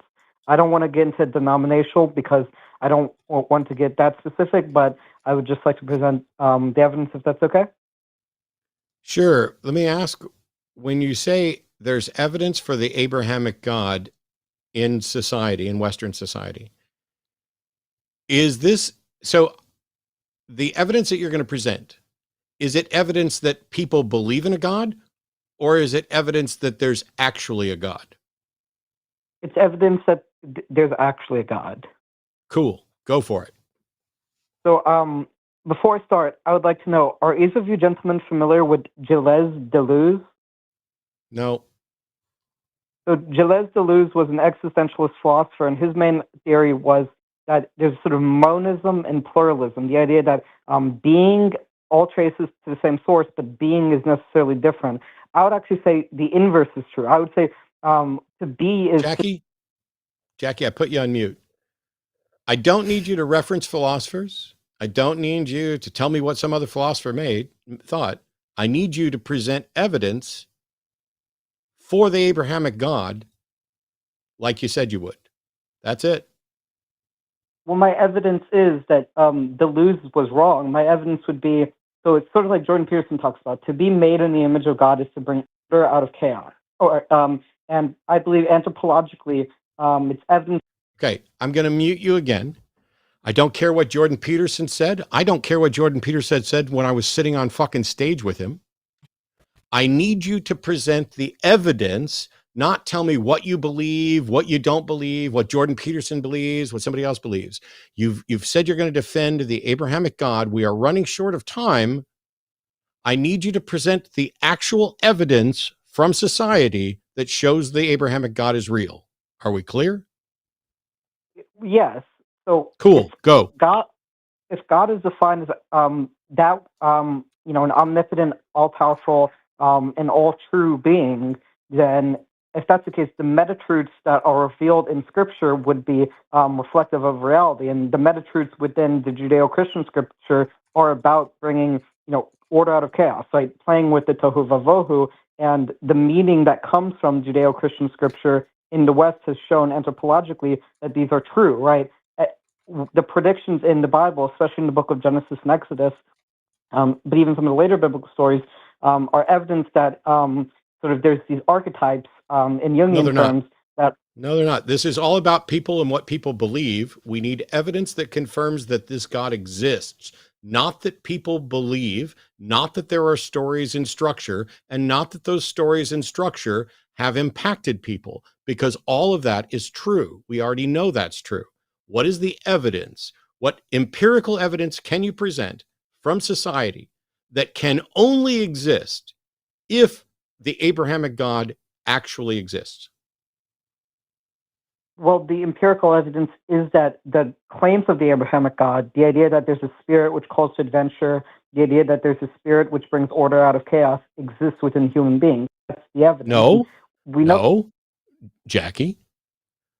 That is still about the concept and whether those concepts exist within human. Are you saying that there can be no spirit of bringing order out of chaos in a metaphorical sense unless the God of Abraham is real? Yeah. The God of Abraham is an abstraction on the top of the Piagetian. Whoa. So you're saying the Abrahamic God is just an abstraction? It's not real? No, it's real. God. Okay, then it's not an abstraction. You just said it was an abstraction. If it's an abstraction, it's not real. And if it's real, it's not an abstraction. Clarify? So if it's real, I'm going to give you one last chance to present the empirical evidence that shows that the Abrahamic God is a real being. Go. Okay, to clarify, by abstract, I don't mean mythical. I mean, he actually... Okay, I'm going to mute you again, Jackie. This is going incredibly poorly, and I've reached almost the end of my patience. I don't need you to tell me what you meant by abstraction, because I don't give a fuck, because it's not an abstraction. I need you to present the empirical evidence that demonstrates conclusively that the Abrahamic God is a real being, such that this piece of evidence can only exist if that God actually is real. Go. I would argue the evidence. I that didn't isn't ask conclusive- what you would argue. I need you to present the empirical evidence that can only exist if the Abrahamic God is real. Can you do that? Yes or no? Yes, and you're being pretty Do it. rude. Give me some. Okay, I'm going to mute you again because suggesting that I'm being rude when you fucking called in and have danced around citing philosophers and Jordan Peterson instead of presenting the actual fucking evidence that your fucking God is fucking real is rude. You are the one that is being rude here, Jackie. You're being rude to all the other callers that are waiting, and you're being rude to me and everyone who's viewing the show because you are claiming that you can do something while not doing it. Here is your last chance. Let me suggest that you start with the empirical evidence that shows that the Abrahamic God must be real is this, and then present it. Go. The empirical evidence that demonstrates the metatruth that the God of the biblical canon is true is the biblical canon's prescriptions for a modality of being have rung true and throughout society and have served as a basis of objective meaning for billions of people across the world over multiple cultures and centuries. I mean, Jackie, that a book speaks to humanity does not follow that it proves the being that book mentions exists. Right? Like as an author, like this is what I am trying to do with the stories I tell. This is what I am trying to do with the Project 2025 video that I showed at the top of this show. I am trying to speak to people with my words, with my writing, with this is what communication is. The fact that communication exists and that people try to communicate even down through the ages or across cultures with the written word in no way, shape, or form proves anything supernatural exists. Surely you see that. I mean, no, it doesn't prove that they're supernatural if it's just any archetype. What I mean is specifically the metatruths, so that I say the highest levels of abstraction are in the divine realm. And the reason for that is because the Deleuzian/Nietzschean understanding of the transvaluation of all values, that a human being create a... Jackie, I'm banning you from the show. Goodbye. You're just so you won't be so embarrassed by this in a couple of years. Goodbye. All right, that was the closest charitable that I could get to what I think Jackie was trying to get at. That was the meta truth of the modalities, of the abstractions caught up in the story. It's really simple. You said that you had empirical evidence that would demonstrate the Abrahamic God necessarily must exist, but you're wrong. Because what he's saying, for those who didn't follow along, what he's saying is that when we look at the stories in there, the Bible tells us things about who we are that continually demonstrate they are accurate. And the only way those declarations about who we are can be true is if, in fact, the God of the Bible exists. And that's just wrong. It is the case that human beings talk about their condition. They experience similar problems. They come up with similar solutions. They come up with similar inspirations. They come up with similar stories. Those stories are about who we are. You might as well be saying that Taylor Swift knows human beings better than anyone else because she writes stories that touch more people and have made her a billionaire. And therefore, whatever Taylor Swift has to say about humanity must be true. So when she says that sometimes she feels like everybody is a sexy baby, she's right. She is, but yes. All right. As quickly as we can, we got a couple calls and then super chats. Manuel in California. Is it Manuel or Manuel? Manuel. It's Manuel in California. I apologize for getting that wrong. Manuel's a theist that says if the universe is made out, hang on. If the universe is made out of math, then the universe is made out of mind. I don't know what you mean, because the universe isn't made out of math. Mass or math? Isn't the universe based on mathematical equations that are observed across the universe? No, mathematics, the various equations are descriptions of the mathematical description, or mathematical equations are descriptions of how the universe works. They're not prescriptions defining how the universe must work. Yes, but there's two apples, one apple and another apple. The apples don't say I'm one apple, two apples exist. The universe says that there's two apples. But No, the universe doesn't say. No, the universe doesn't say. We say that. Yes? When did the universe say there's two apples? Because, okay, there's two apples. How do you describe that? That you're asking me how I describe it, but that's not the universe describing it. As Andrew just pointed out, that's us describing it. So how do we describe the creation through science of the world? How do we describe it? Through math, right? How we describe, do we describe things with math? Yes. Does that mean that math is what the universe is made of? No. I describe things with, I can describe my glasses with words, but that doesn't mean my glasses are made up of words. So the universe is not based on mathematical laws. Is that what you're saying? No, that's not what I'm saying. I'm saying that the mathematical descriptions,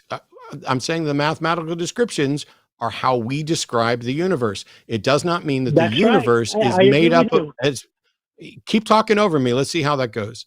It doesn't mean that the universe. I apologize. I'm sorry. It doesn't mean that the universe is made up of math. But let's assume for just a second that even though it's absolutely nonsensical to say that the universe is made up of an abstract concept like mathematics, let's assume for just a second that the universe is made up of math. How does that demonstrate that the universe is made out of mind? Because math is not a physical thing. It's an abstract. It's an idea. It's a concept. And concept only. I literally just said this. You cannot. I literally just said this, which means you weren't listening. Math.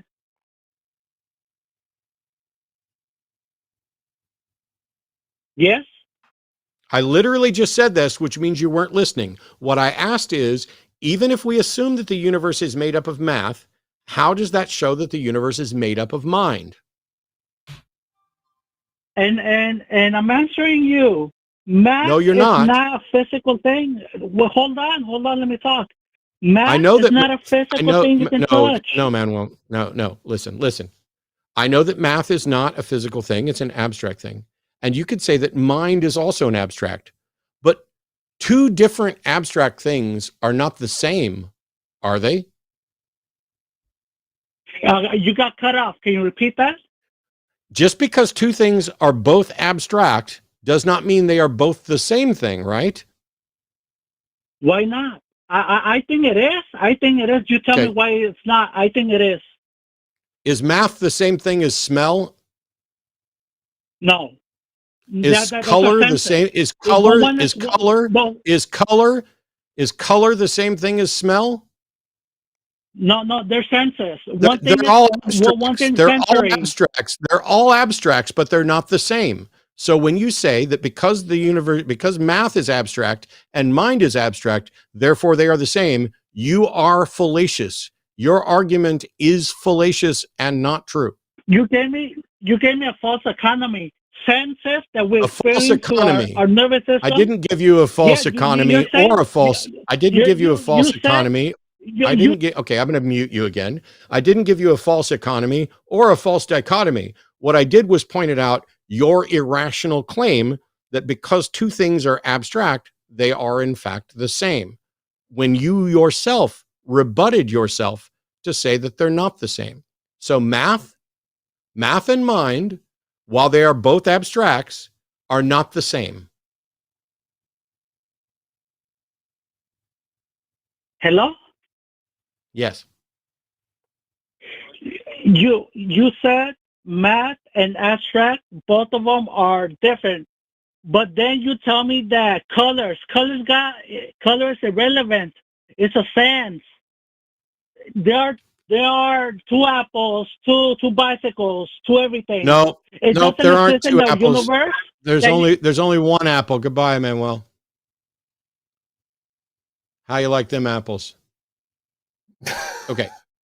Final call for today before we get on to super chats. James is a law student with some questions for Andrew, and I hope this goes well and it was not some secret ambush. So, James, you're on with Andrew Seidel.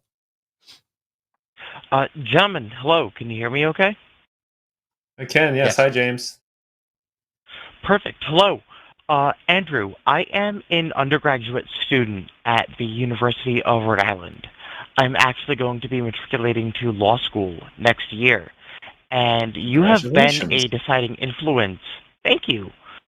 You have been a deciding influence in my decision to pursue law. I know that you have often said you originally intended to save the world by addressing climate change, and you realized that addressing religion was first important. I am coming from a labor law and healthcare law background, and I have realized the same thing. Because if you believe that Jesus is coming to save the world, then you have no reason to support the expansion of healthcare, civil rights, etc., etc. I will be graduating this December and going on to law school next fall, which means I have about 6 to 9 months of downtime to spend trying to do something useful. My question really is, what do you think, as a young person, is the best way for me to spend that time and make a difference? Well, if you've got time right now, I would definitely say go out and volunteer to get Harris Walz elected and defeat Donald Trump. If you care about any of those things. Okay, good. And that's definitely one big important thing I think that you can do, and that can also position you for some really interesting things later on. I mean, one of the big things that I tell law students who are getting ready to go into law school is to get some reading in for pleasure, because you're going to have not as much time as you want for that. And two is, if you are not a good writer yet, start learning how to write. And I've actually been published before. That's fantastic. Not to sound conceited. Not at all. It is important. I mean, and I would hone that craft as much as you can before you get into law school. A lot of people are not prepared for how much writing law school is going to be. It's a very specific kind of writing. If you could do some sort of internship or externship, if you've got time for that, that's also a great thing to do. And then when you're in law school, the number one thing I tell everybody to do is find a legal clinic at your law school and do as many hours in that clinic as you can. You will learn more in that clinic than you will in the rest of your law school career combined. So my current target school is Boston College. In the New England area in general, and possibly BC specifically, are there any suggestions you might have for groups I could reach out to? I know professionally I would love to work with the AU or ACLU. That would be a dream for me. Yeah, I mean, Americans United for Separation of Church and State. Yeah, well, I mean, AU every year we host a number of legal interns every summer. We have fellowships for people who've graduated law school. It's something that we really love working with law students and young lawyers to to develop their skills. So that's certainly something. And James, actually, I think it might be best if you want to reach out to me through my website, Andrew L. Seidel. There's a contact form. You can skip all the questions since we're talking right now, and you just mentioned we were talking on the line. We can be in connection, and I can work to introduce you to some folks and see what I can do to help you out. I'd be more than happy to do that. I will do exactly that. Thank you so much. That means a lot to me. I guess then the last thing that I'll mention while I'm alive, I am currently taking a summer course at the University of Rhode Island on the Supreme Court and constitutional law in general. And your book, The Founding Myth, is actually taught in my class. That is Cool. how I discovered you. And you should be proud of the fact that your work is now taught. That's actually the reason that I called in today. So yeah, that's really you. cool. I appreciate You've knowing that. Thank you so much. I appreciate knowing that. It really is. That's amazing. It's rewarding. Thank you, James. Yeah, I've gotten to drop in and be a guest lecturer at a few college classes throughout the years. It's always a trip, but that's really cool to hear about it being out in the wild. Thank you. Yeah, of course. Gentlemen, Andrew and Matt, thank you both. Have a good night, both of you. Appreciate you taking my call. Of course. Anytime.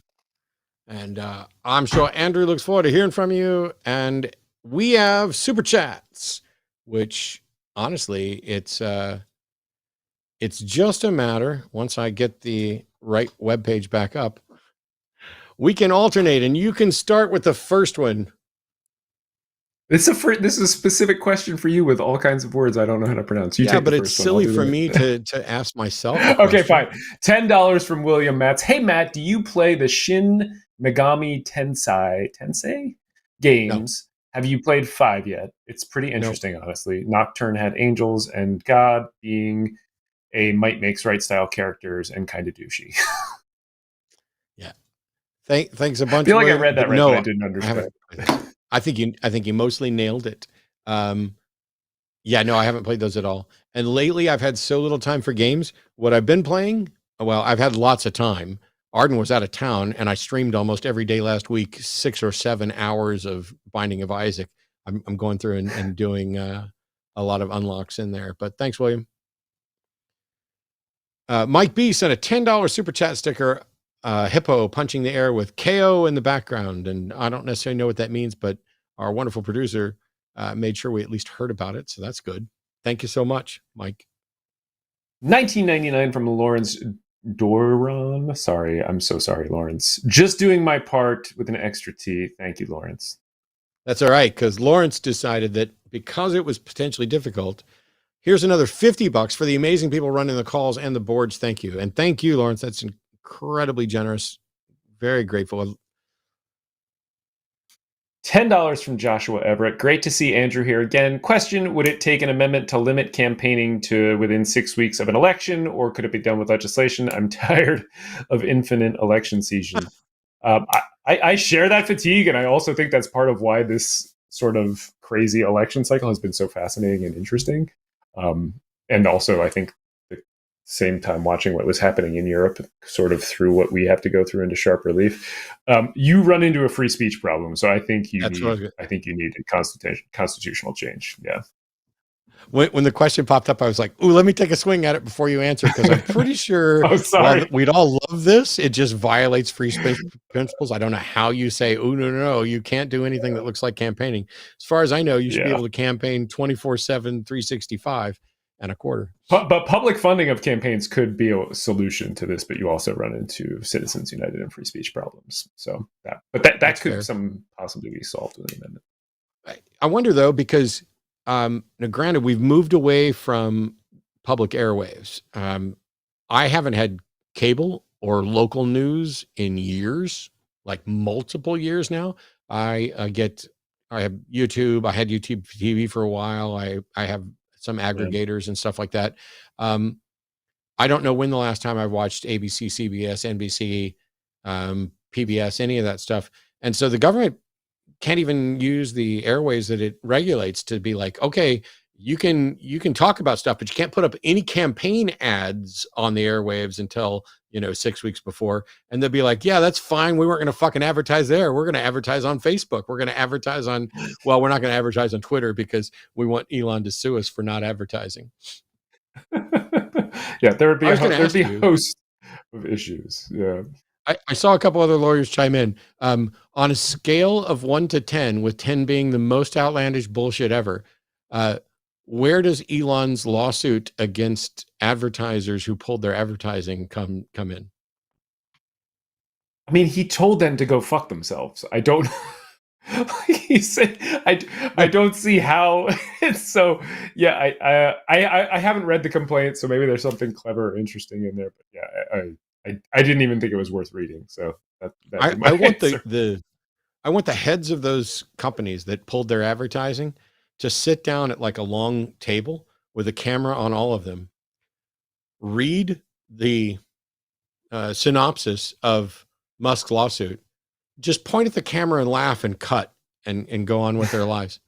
But I'm not a lawyer, so. $20 from Ryan P. My grandfather was a large donor to THF P25. That's the Heritage Foundation and Project 2025. I watched the dystopian leaked training videos today for future Project 2025 appointees. Thank you both for your work in bringing awareness to Project 2025 and for fighting against it. You're gay, homie. Facts. Thanks, Ryan. $10 from Sheridan Bernasconi. Us baby boomers are literally dying, so please carry on for us and make America MAGA-less. Heart, Matt, and Andrew. Yeah, my Gen X ass will be doing what I can to. I once accidentally called myself a millennial. That's how Gen X I am. I forgot. I'm a geriatric millennial, apparently. $10 from LA Silver Surfers. Thank you so much for the brevity and the dollars. $10 from Jeff Cochran. Lots of fellow atheists eager to chat with you all tonight, so I can't get through. Wanted to hear your thoughts on how can we future-proof our democracy? Hoping the answer isn't win every election. Got to win some. Yeah, got to win some. I mean, I had a whole litany I used to run through. I think correcting the Supreme Court, fixing the court has got to be number one. I think it is currently. There's no other way to describe it. Well, there's plenty of ways to describe it, but it is absolutely true that it is a threat to democracy right now. I think getting rid of the Electoral College is also something that we need to explore. I think making DC a state, probably making Puerto Rico a state are good ideas. I think we need to win elections so we can make those things happen, but I also think we need to redo the way that we do elections, whether ranked choice voting, whether I mean, there are a lot of different options once you kind of get down to this level, but they do all Jeff, and like involve winning elections and putting progressives into place so that we can slowly make this change happen. Matt, I'd love to hear your thoughts on this one too, though. It's really, I mean, first of all, I'm not a political strategist, not a lawyer, and so we've already heard the realistic thing, but there's just no path that doesn't start with winning some elections, winning major elections, because if we lose, like if Trump, MAGA, and the Heritage Foundation basically come into power in 2025, I don't know that there is a path to fixing it, because what they're willing to do to elections. Now, I will say that the other day when Trump said, he was specifically talking to a group of Christians who tend to sit out elections. And his goal in that speech was to inspire them to get involved and vote because he needs them. And so when he told them, vote, and you won't have to vote in 2 years, he didn't say you won't be allowed to vote, but you might not. He didn't say you won't be able to vote, but you might not. But he said you won't have to. And what he was saying there is we're going to fix things and change things so that we don't need those of you who've been ignoring all this. We shouldn't have to reach out to, we'll have enough with the base and all this stuff to do it. But you've also got incredible power being handed down by the Supreme Court. You have him saying, oh, he only wants to be a dictator for one day. Well, that's all it fucking takes. Like, it doesn't even take a whole day.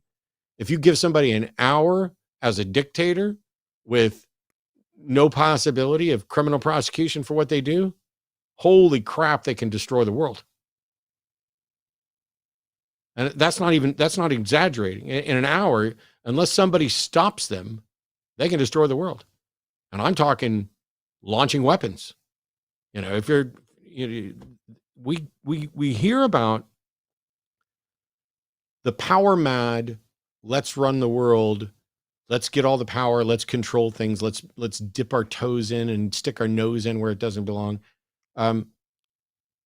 We don't tend to go, oh wow, it's like, oh, we got to worry about climate change, we got to worry about voting, we got to worry about gerrymandering, we got to worry about taxes, we got to worry about food, we got to worry about LGBTQIA rights, we got to worry about this.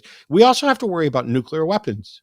We also have to worry about armed conflicts that don't necessarily involve nuclear weapons, but where are we going to send our troops, and who are we going to support? Are we supporting Israel? Are we supporting Hamas? Are we supporting Palestine? Are we supporting Gaza? Are we supporting, pick a thing. Are we supporting the Ukraine? Are we supporting Ukraine? Are we supporting Russia? Are we supporting China? Are we supporting Taiwan? There are conflicts everywhere. And a lot of them require a better understanding of both the history in that area and the practical ongoing effects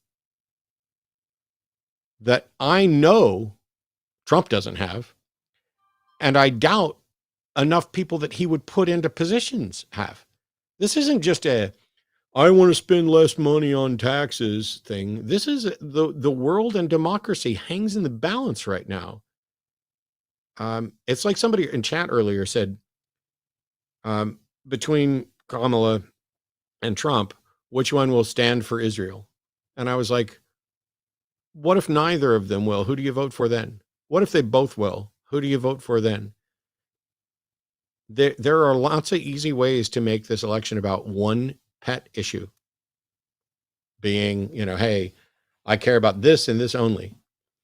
But if you don't find a substantial difference or a substantive difference between the two candidates on a particular issue, then you need to move to the second thing on your list, and the third thing on your list, and the fourth thing on your list. And I don't know how anybody, like genuinely, if you've got a list of your top 10 things and they point you to a Trump vote,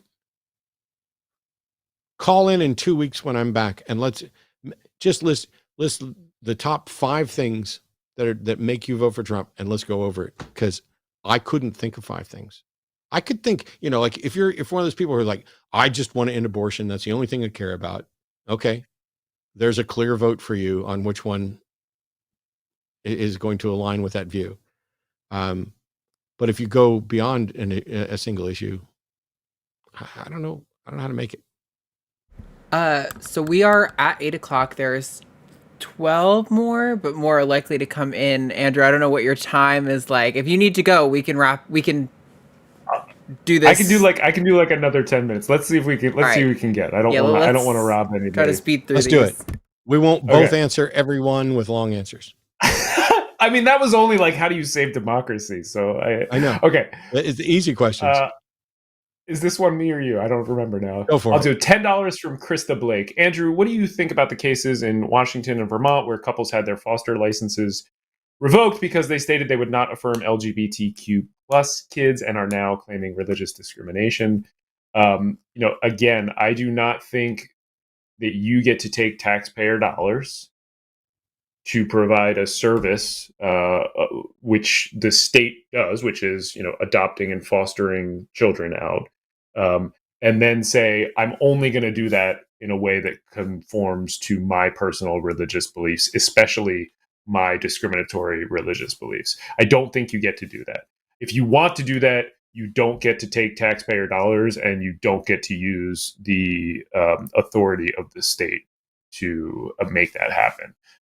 So to me, that's a very simple case. And that's very close to the case of the Root and Ram of Liz and Gabe that we featured in that video. And I would really encourage everybody to go read more about that at au.org and go share that video far and wide. I apologize. I want to get through these. I have what I think is an important question. Let's say there's a nonprofit adoption agency that has been taking government funds, and we finally say, hey, you know what? If you're going to discriminate, we're just not going to give you those government funds anymore. And they say, okay, fine. because now they have built up a brand and a reputation all on the back of government funds. They are positioned where they can do their job, and now maybe they don't need the government funds. Is there anything you can do to try to get that money back if they change, or is it just you're done?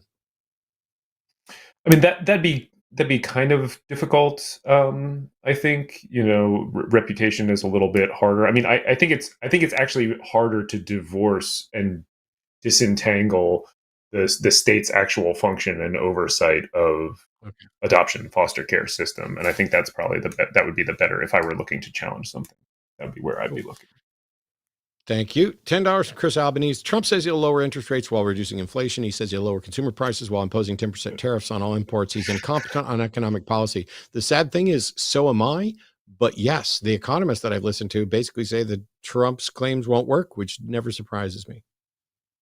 $10 from William Mattis. I believe, William, this is his second donation. You win the lottery jackpot. What's your first purchase? Oh, man. Okay, so I will say I want a house probably in the mountains with a separate cabin where I can just go write, where it's just there's nothing except just me in a place where I can write and maybe listen to music at most. That would be like every writer wants a little writer's retreat.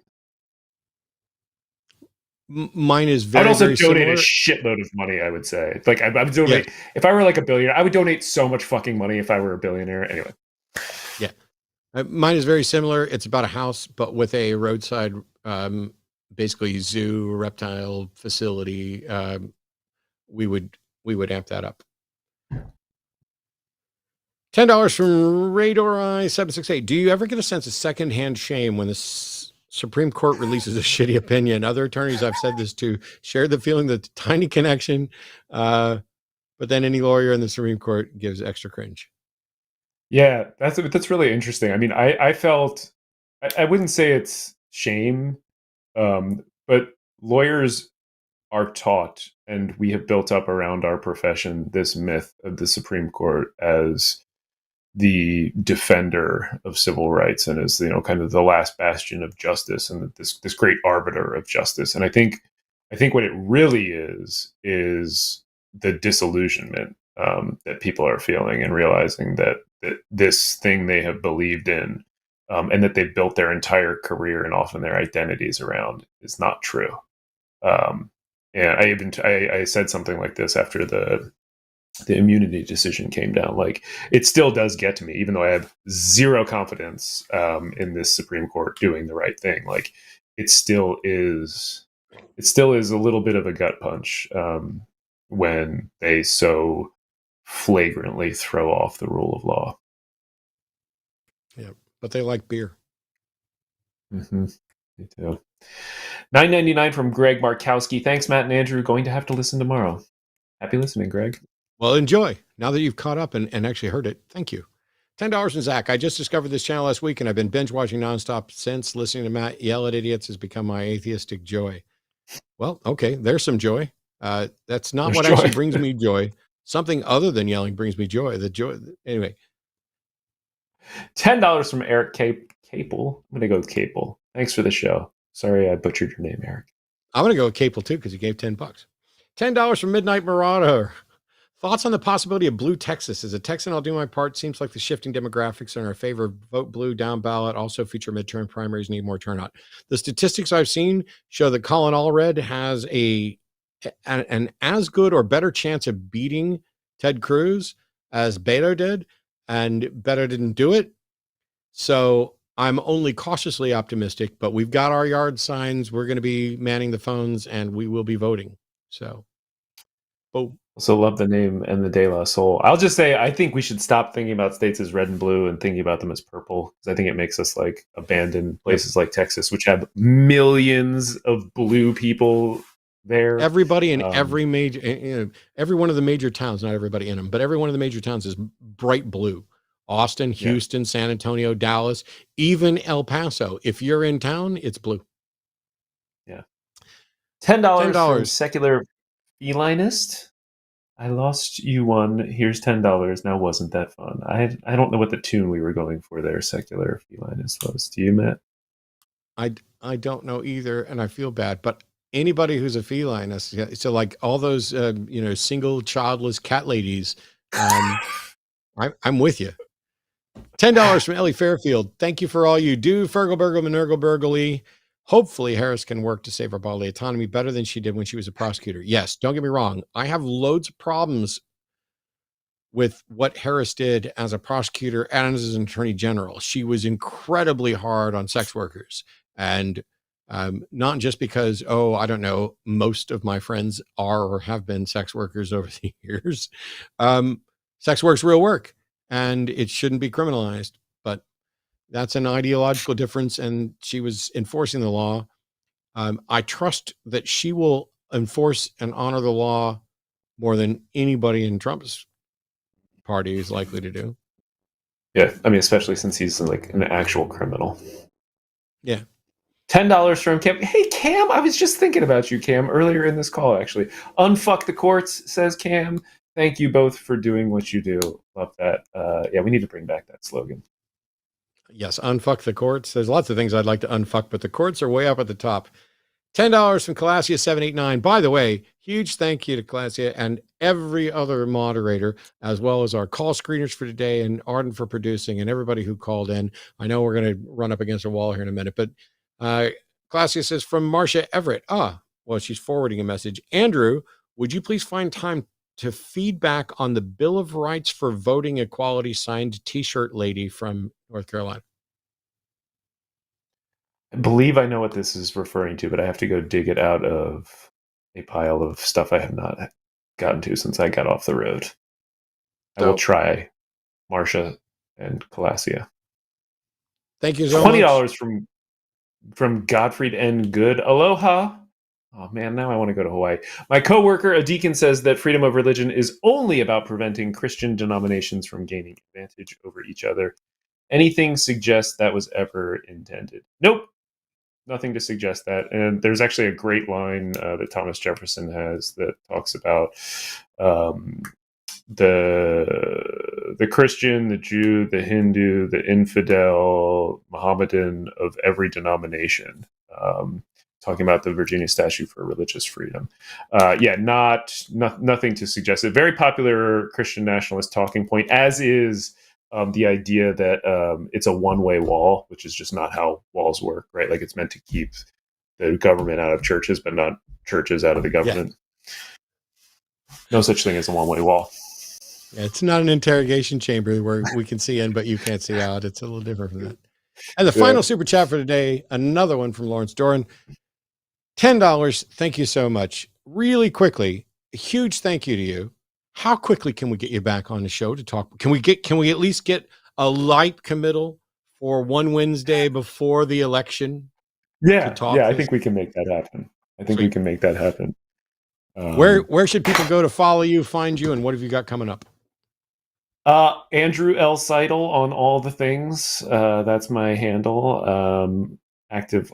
I guess I'm more active on Instagram these days. I don't know. I bounce from place to place, but find me on social. If you really need to get in touch with me, there's a contact form on my website. It is onerous by design, and I do make people swear some promises before they can actually reach out to me. And if you're curious about the work that we were talking about at Americans United and supporting all that amazing work, visit au.org and support that work today. Awesome. Well, once again, huge thank you to our call screener, moderators, to everybody who participated in chat. For the callers who didn't have a good time tonight, well, we were talking about something potentially different. If you have something to do with your religion or something like that, you can call into the Sunday shows. As a matter of fact, here are the shows that are coming up this week. Don't forget to tune in. Transatlantic Call-In Show tomorrow at 2 p.m. Central with Arden Hard and Joseph Caballero. Sunday show is Eric for Skeptics and Scoundrels and Forrest Valkai at 2 p.m. Central. And at 7, I'll be on with Forrest to do the Sunday show after dark. We'll tell you more about Monday and Tuesday's shows coming up on all of those shows. In the meantime, don't forget about patreon.com/calltheline and linemerch.com to get your stuff, because a lot of these videos end up getting demonetized, and not just for being political. Take care of yourself.